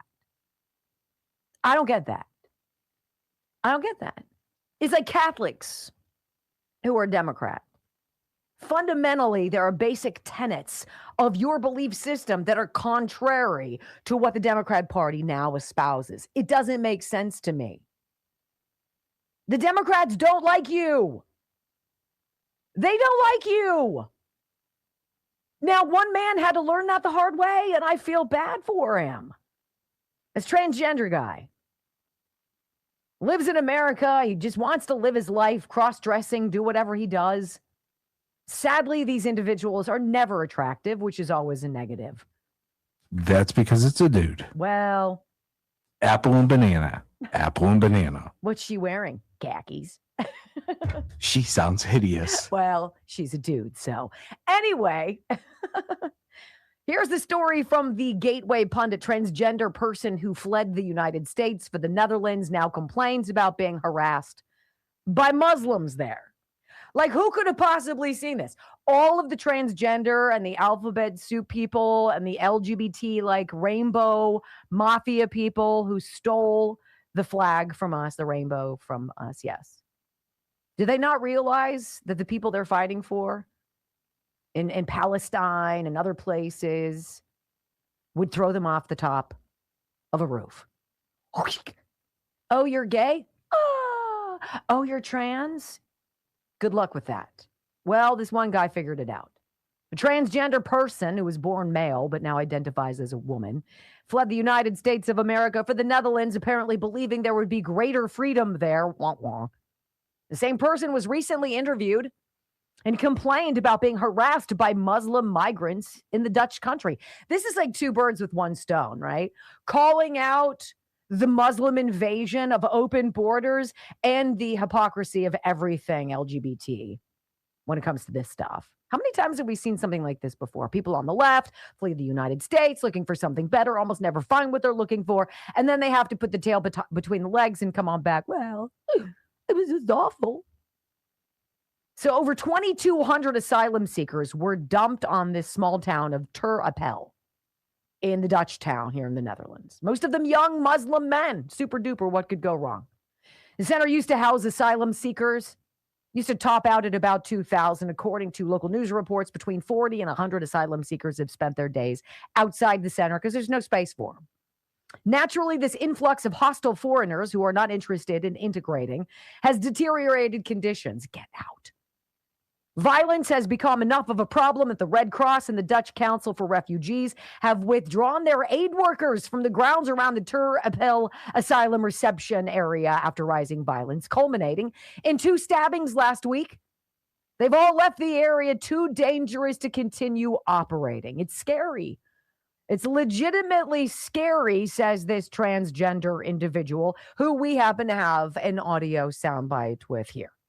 Between here and there is a bunch of Algerians and Moroccans or whoever who think that queer people should be beaten. I think that this system where you have people just living out here that are unhappy is not good. Yeah. And do you think it's safe here? No, I don't think it's safe. Oh, it's scary. It's legitimately scary. I decided that my mental health is degrading so substantially being here that I just need to get out. And the situation that I have in the U.S. as a trans person, not good, right? But here I will be hurt or killed. When was the last time you looked at a trans person and made them feel uncomfortable? We see them all the time, right? I feel for you, but I'm not sitting here. I'm not going to say anything to you. I'm not going to mock you. I'm not going to scoff at you. I'm not going to frown at you. I'm not going to roll my eyes at you. I don't care. I don't care. That's the great mystery that the left doesn't understand. We don't care about your feelings. I don't care. I literally don't. So many people on the American left think that they are victims of oppression, and they don't seem to have the slightest idea of how good they have things here in the chosen land, the United States of America. Even transgender people in the United States, for the most part, can live positive, happy lives because most of us don't give a rip about what you do until you force us to care about what you do because you parade through the streets, whether you're naked or you need money for your surgeries. We're done with that, but we really don't care. Well, now the Muslims in the Netherlands might do. They care. They care, and they'll kill you. Oh, what? Worlds colliding, cultures colliding, open borders, not a good idea. Shut up. Who knew? You know what? If you're an American citizen, point blank, you won the international lottery. Be thankful. For once, be thankful. Thanks for being a part of the Wendy Bell. Got to throw in a tranny story every now and again. You got to love it. Thank you for being part of the show. Hope you're back tomorrow. Okay. Bring a friend. Love you guys. Have a great day. Peace.